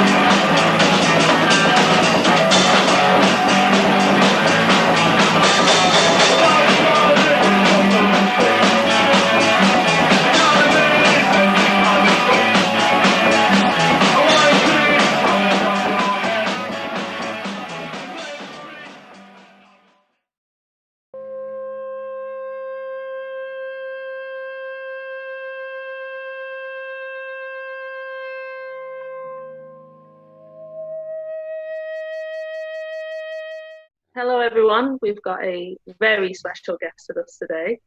Not only is he a guitar legend, but he's also one of the mentors helping us on our project. Hello, AZIZ. How are you doing? Hi, Ali. Thanks for having us.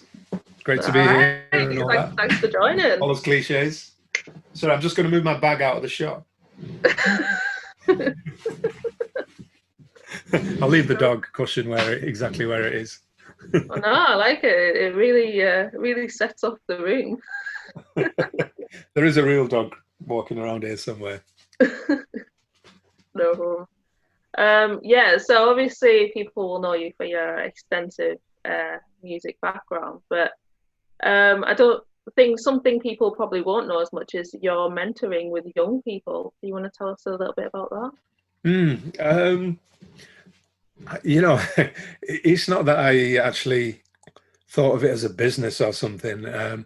It just came about through people asking me all the time, you know, for advice or what I thought or an opinion, and being very opinionated, you know, or I've been there, done that kind of person. You know, I've been playing in the music industry for, I don't know, I've been playing since I was 7 years old. You know, I'm 56 now, so that's, you know, almost 50 years of performance, you know, experience. Not that long then. Professionally, I started in 1987 when I joined Simply Red. So you could say from 87, I've been a professional musician, even though I was in a lot of bands, a lot of different kinds of bands. So that experience, it counts for a lot, because my background comes from very working class backgrounds. So it's very kind of, you know, feet on the floor backgrounds, and looking at things in terms of, you know, I got to eat, I got to survive, and how do I do that? How do I survive with no money? Because music doesn't always make you money, or it never makes you money, you know. To actually be a full-time musician, that experience, it takes a lot of courage to do that. You know, a lot of people will give up a job to do music full-time, or to follow their passion, you know, because music wasn't a job. And it still isn't. Music chose me. In 1987, Simply Red's management phoned me and offered me a world tour and joining the band, and, you know, 5-star, everything in first class. And, you know, when you're like, you got your student grant or whatever it is, you know, it's kind of two things like, whoop. It was just fate. So I chose, you know, it was an option. It was just fate or destiny, and I went that route. But being a full-time musician is not easy. So my conversations have always been about personal experience of surviving, and then the pleasures, just the realities, the pleasures of it. And then I got people would ask me to come and play at all manner of places, like schools. So I'd go and play in assemblies at primary schools, and I'd just go and do it. You know, give out, be proactive, not reactive. And then I got asked to do like prisons. So I started going in at HMP Risley. And then I was doing, and then it turned into mentoring more than it was actually teaching guitar or something. Then I started getting asked to do hospices, and they were like children's hospices. So it was kind of a challenge, because you really got to put your, you know, young children who you know are going to die within months before your own personal feelings of, oh, how you feel about playing for children. You're talking to them, and and you know what's coming, and that is very hard to do, but it teaches you lessons of how to put other people in front of yourself and your own self-pity and things like that, because that's how you always feel sorry for yourself when somebody passes away, a parent or something. You know, it's all about what you've lost, not about how great that person is dealing with their situation and putting them first. And then it led to just, I had the audacity to apply for an Arts Council grant. And it was because I always thought that it's not for me, you know, I'm a working class kid, and these grants are for arty-farty people and, you know, middle class people who speak that language of filling in these forms. And everyone kept telling me, no, and the Arts Council were very helpful. They did say, no, this is perfect, it's for people like you. And I said, well, look at my age. And they were like, Well, exactly. You're the wrong age, you're the wrong colour, the wrong religion, the word wrong. If you take that out, then so I started on Arts Council grants because I thought, okay, I'll do it because I've got the arrogance. And I started working in community kind of projects and involving myself with working with young musicians and learning from them, not being about me, just mentoring, about learning from them. So in actual fact, the Arts Council projects I was doing, which are about identity and culture and diversity and supporting vulnerable people and making things inclusive, you know, when you do projects in music, inclusion was powerful, empowerment, these words. And it got me more and more involved with young people because they have the energy most of the time. Sometimes just lazy ass. But anyway, they have the energy most of the time. And it motivates me, it drives me. I hate working with people my age who don't want to work and got the family, got the house, got the car, and why do I need to anything and don't feel. I'd rather work with ambitious young people, you know, who are hungry, and I think that fueled me. So I met Eleanor from obviously working with Tullie House, and got me involved with yourself and Dale and a few other people and the group which I met and other people through Lancashire County Council. And the more and more I started meeting people, the more and more I felt kind of fulfilled that this is the right thing. I've got bags of experience through mistakes.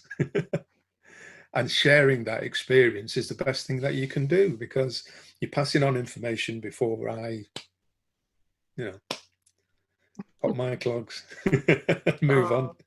So to release, and this is it's an Eastern kind of philosophy, to tell you the truth. This very much is a kind of the functionality of Eastern culture, that whereas the West is all about writing stuff down and passing on through books, the Eastern culture is based on senseis and ustads and gurus who pass on their experience and knowledge firsthand to their students, like in Chinese culture or Japanese culture and Taiwanese or Korean, or it's very much, you know, about having almost like a Zen master who passes on through his experience and teaches you, not just you read it, because there's no kind of interchange between, you know, exchange between the book and yourself, or the information on the screen and you.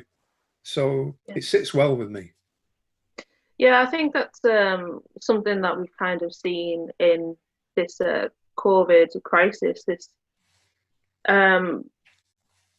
need to look at other possibilities. So for example, with this festival, it was ideally going to be a live festival, and now we've kind of, between all of us, had to create some form of you know, way to make this happen through old and new technology, and, you know, just thinking outside the box and kind of putting all our brains together to come up with something.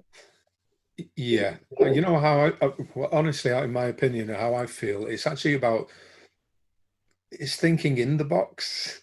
And when I say in the box is the frame, this frame that you can see me in and I can see you in. We're in the box, and it's about content and creation and creative content.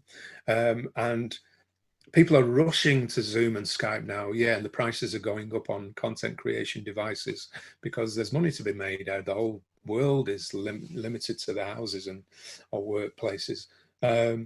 And it's something that young people were already doing. So it's not that much of a change. The change is the pressures, obviously, that if you're not going to school, for instance, then the homework's going to be piled on you online, and you're not going to get that same kind of help where you've got that personal one-to-one, or, you know, you can exchange information very easily and quickly. You're getting homework and it's getting piled on you, and you're having to do it yourself. And yeah, it's online, you can go and upload it, and maybe you can mark it yourself or whatever. But the actual content is clever. That if you think about how you utilize TikTok or Snapchat or anything along those lines, or Instagram, everything is almost like age specific as well. So it depends on what you find the easiest way to communicate. But you already got a skill set. if you're on TikTok, you know, you've got fantastic video skills, video editing skills. You understand how to utilize audio sources. And you're getting into filmmaking, and then you understand hashtagging, and you understand how to interact with other users, and you create you kind of understand community and audience building. And these factors to an older generation are not easy. They've got phobias of technology. They don't agree with the revolution of technology. I mean, if you think about it, this happened with records, it happened with vinyl. When it first emerged, people actually didn't want to record because they wanted you to go to live shows. They objected to recording. I don't want people to hear me in this one little snapshot and take it off and go home and listen. But that's the convenient. I mean, I don't know if you've thought about this or anybody's thought about these revolutions. They happen all the time. And that day, people wanted for their convenience to be able to take the music home. Take that recording, the vinyl, home. Same thing with CDs and cassettes and then CDs. But musicians or the artists wanted people to come to the shows, live shows. So fast forward to today. Sorry, Tally. No, I'm just saying that's insane, because if you think about it now, our kind of music culture is almost set up where you'll release the album and then you'll go on the tour. You know, like the album is the... That's very old school. Yeah, that's very old school. Yeah. That's, what I'm saying is, you see, these things, lines we think along are very old school, and those practices don't work. They may work in isolated cases. I mean, I'm wrong to say they don't work at all. They do work. I mean, I could be, you know, I personally could make vinyl and CDs, and I could sell to a similar age group of similar, you know, within that kind of age group, and also disposable income, and, you know, they're in their 30s, 40s, 50s, 60s or wherever. But that will deplete gradually. Obviously, these people will die off, you know, the older they're getting. But that doesn't reflect on the technology revolution, the change, whether you're going to embrace it or not. And if you do embrace it, then people don't want to consume in the same way. Young people don't consume. I mean, I'm talking on behalf of young people, which is a bit strange, but I'm just saying as an observer, and when I see kids with the phone in their hand and their tablets or Xbox or PlayStation, consumption is in a completely different way.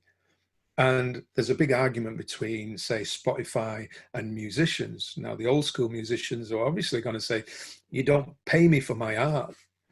But younger people are going to go, well, I could stream it and I just pay for a Spotify account and I've got access to everything I want. And the problem is that we've got access to so much stuff, not just music, to film and video. And I mean, you think about games, especially games, that world, they're all consuming.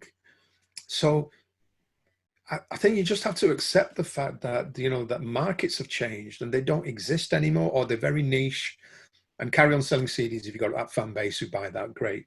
But if you're going to progress into the Spotify world or into the, you know, YouTube world or so forth, you have to completely change strategies and look at the way gamers and YouTubers and vloggers and podcasters and just in general how these things are consumed, the technology, how it's used. That you have to change your practices, accept change. You know, if you're going to go with as I've said, you know, the change happens all the time. Revolution from vinyl to, you know, cassettes to CD, whatever. It's just evolution.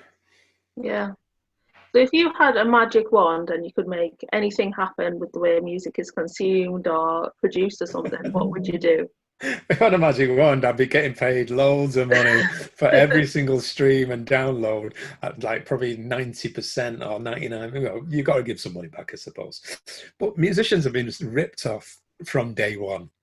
Record labels are complaining now, but that's because they were the ones ripping off musicians in the early days and giving us an pittance. And artists who were selling millions weren't making millions. You know, the labels were making the money. And now is his argument between the labels and Spotify and other platforms, because they're not making the money now. Spotify's making the money. They're rolling in the millions and everything. And the poor musicians are at the bottom of the barrel. And like, somebody please pay me for my art. Pay me for my art. And you know, I remember a quote from somebody who said, "I'm just a glorified t-shirt salesman," who's a great performing artist. But he knows where his income is coming from, his merchandise. Yeah.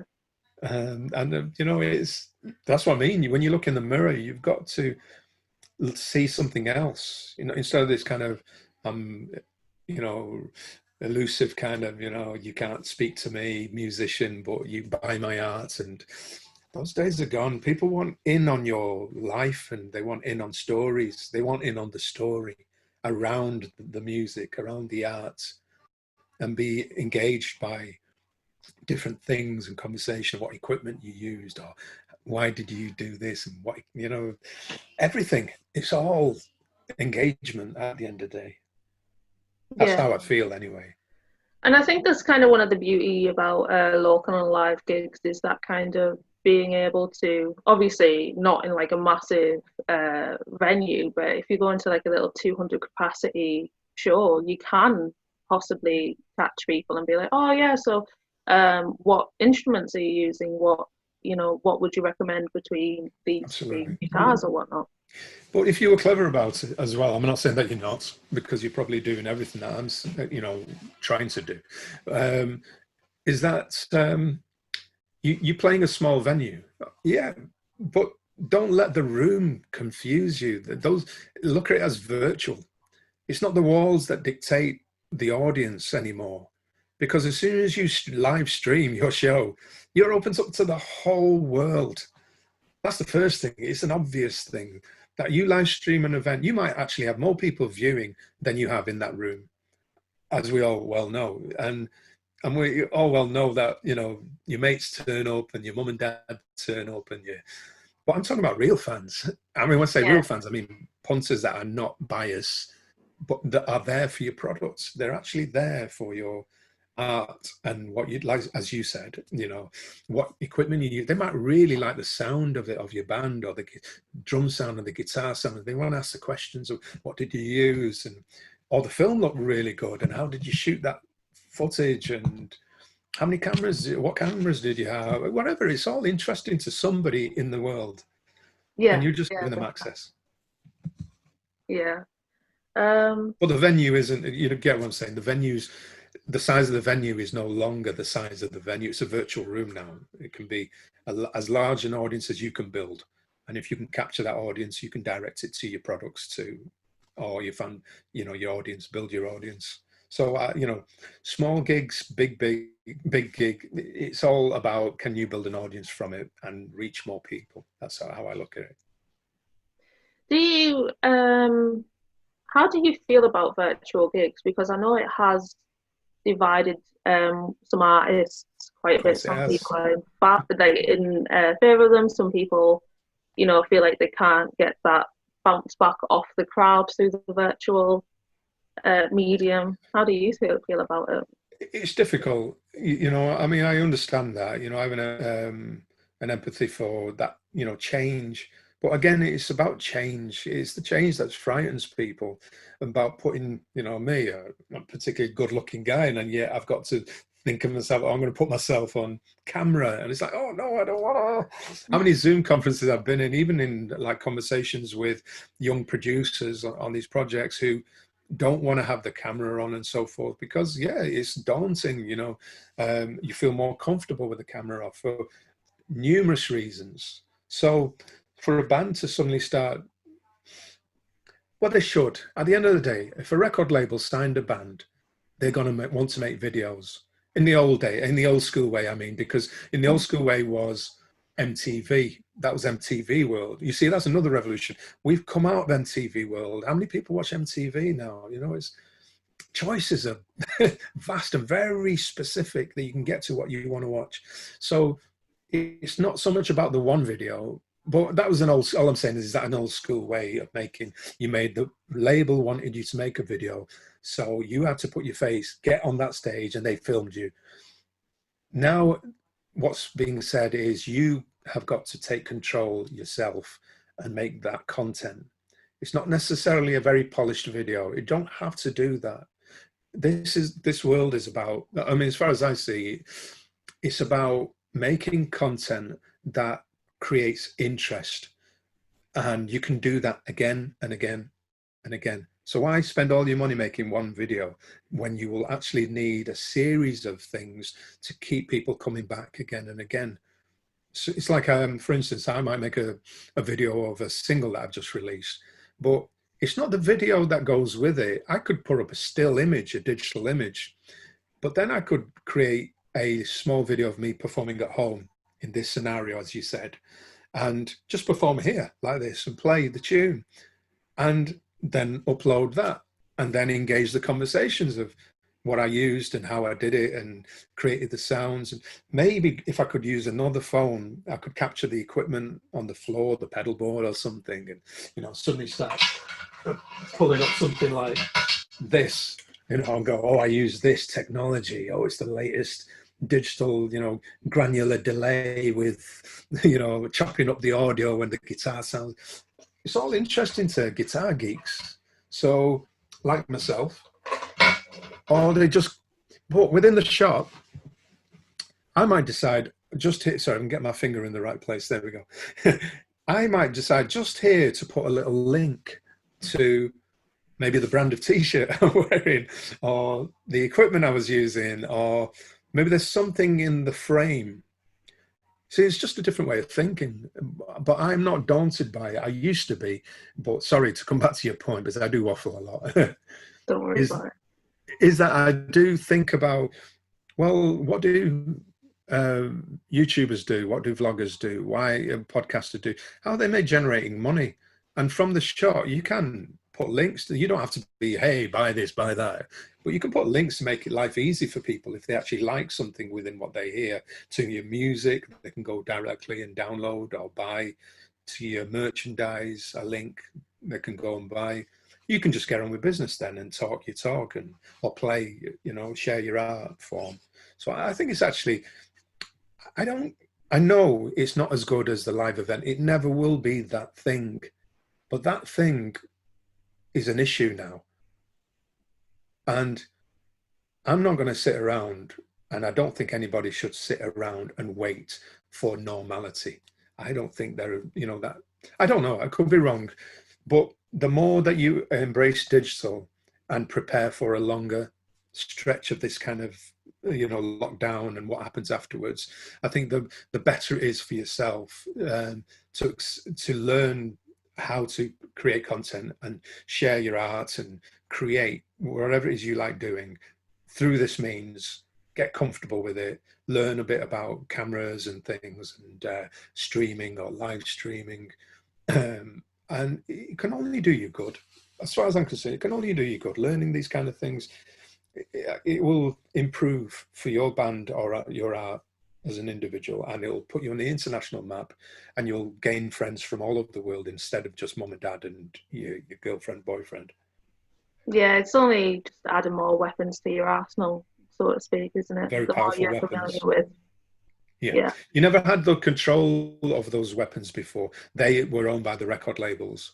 And even now, yeah, okay, so you can, if it's music, you can go through the obvious ones, DistroKid, and Ditto, and people like that. And there's older ones, obviously, Bandcamp and so on, CD Baby, blah, blah, blah. But these new digital forms, they give you, they empower you.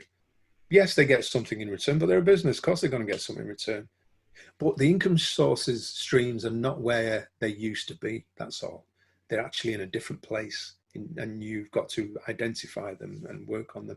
But if you're on Spotify, anyone who uses Spotify, they give you the best analytics ever. You can see exactly how many numbers are being streamed from which country, from which city, which town. Wow.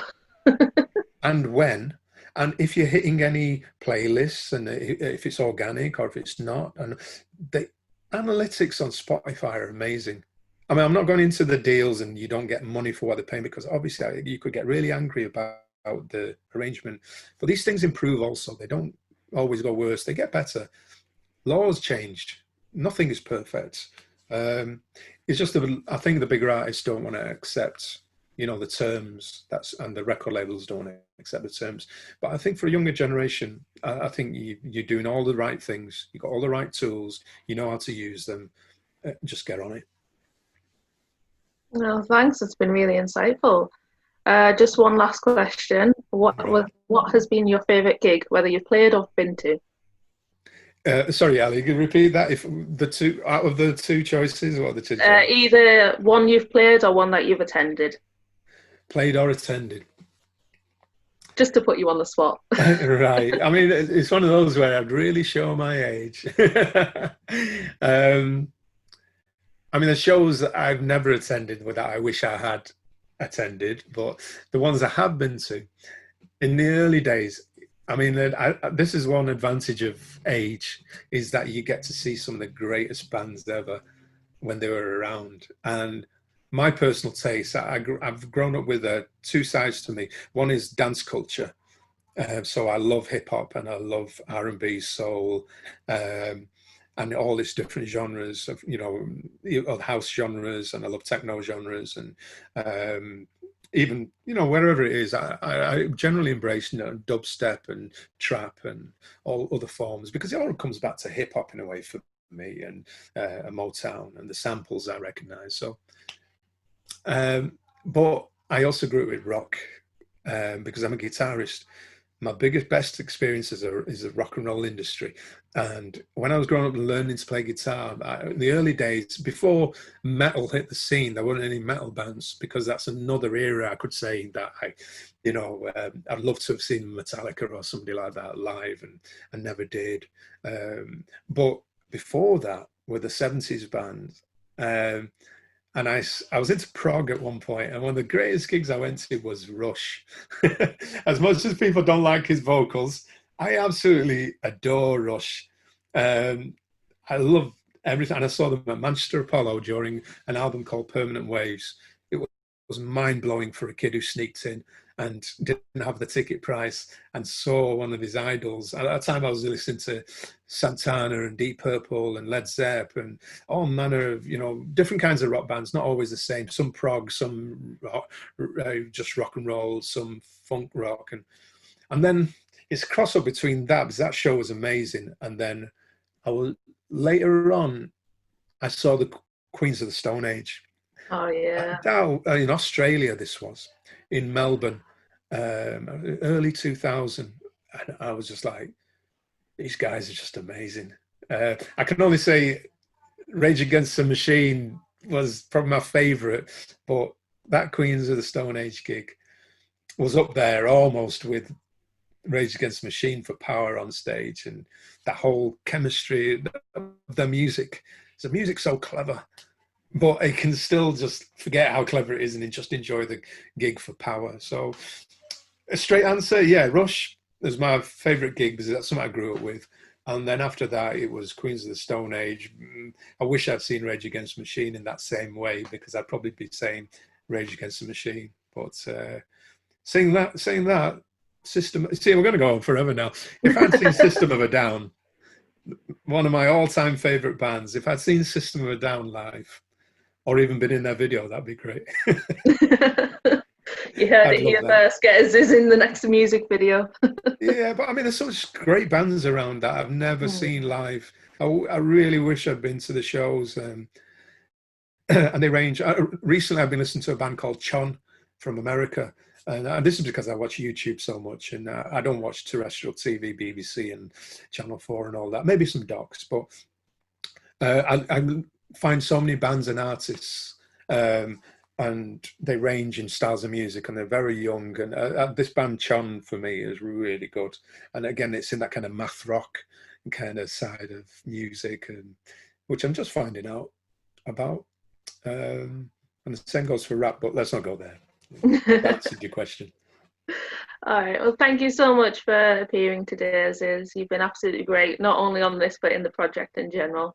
Oh, thanks, Anna. It's good for us to know as well, because I could be, discouraging people for all I know, and I don't want that. I rather wherever I've got is positive. I am, I wake up with sunshine in my head. I'm not a negative person. So I hope that it is helpful. That's the main thing. It's helpful. Otherwise, I'll keep my mouth shut. No, Well, thanks for having brilliant. us. Appreciate it. Thank you. Bye-bye. Bye.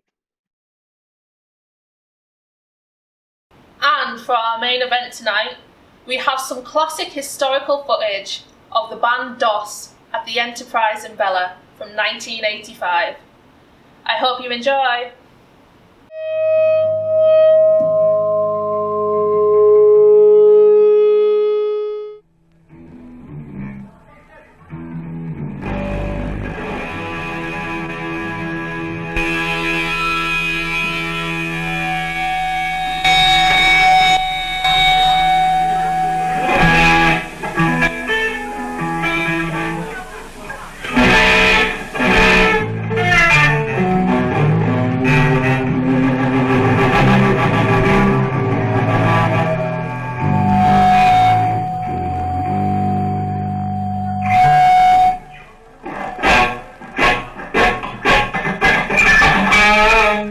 This one's called D.O.S.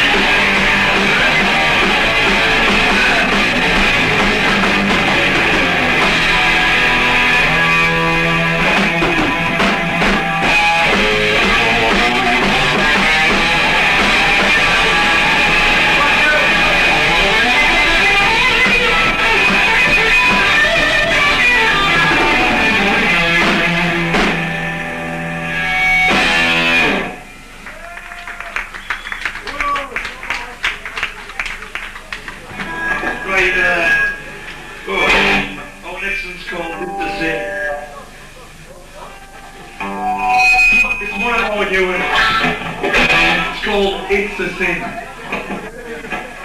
Thank you.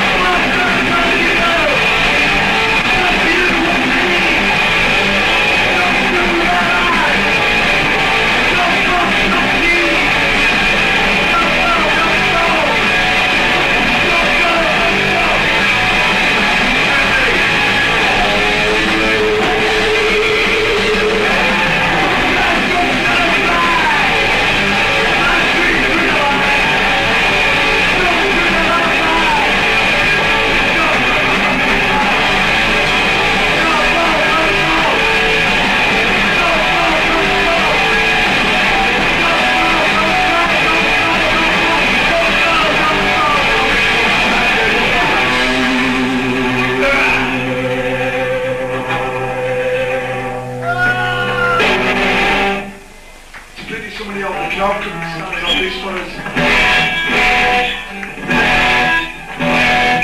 The next one's for Maggie.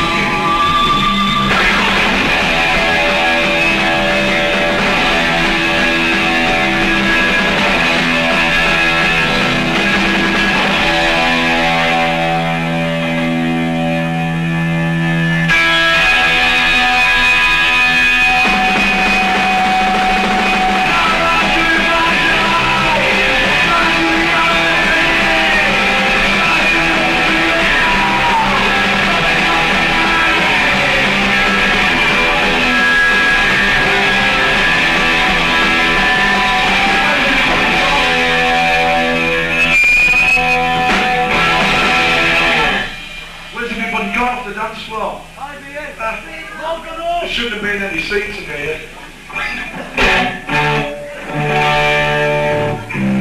The future.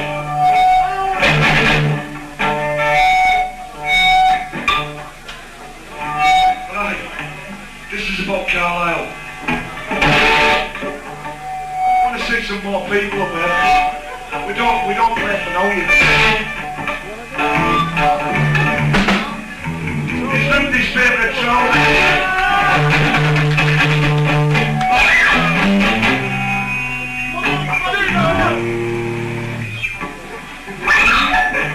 The future.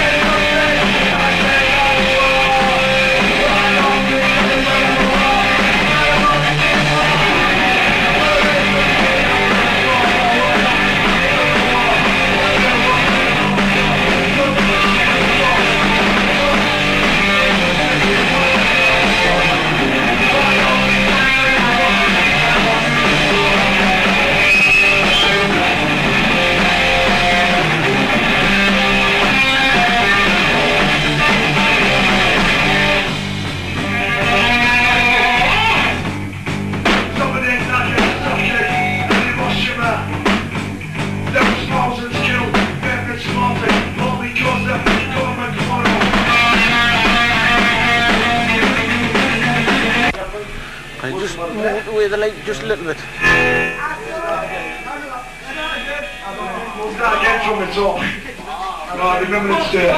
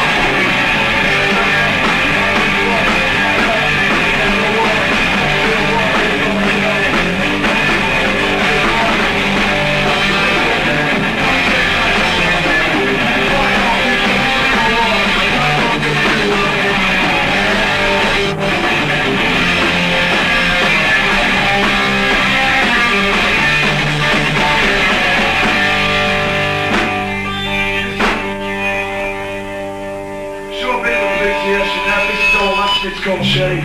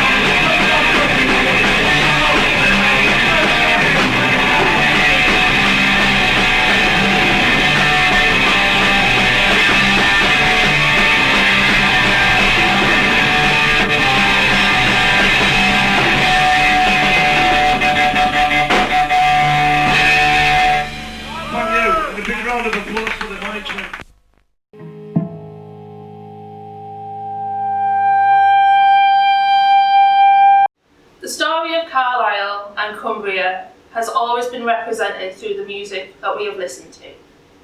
Don't get me wrong, this story is not finished. Even though we are technically going through the end of the world with pandemics, COVID, social distancing being all household terms used regularly, as a wise man once said, I guess we're on a highway to hell. But doesn't mean we can't listen to some good music on the way. If there was ever something that symbolised Carlisle, it would be our punk scene. The working class spirit, the grit, and the determination of the people who live here. So please, once we can all go out to the world and everything's back open again, enjoy music, embrace our scene, and keep Carlisle live and loud. Thanks.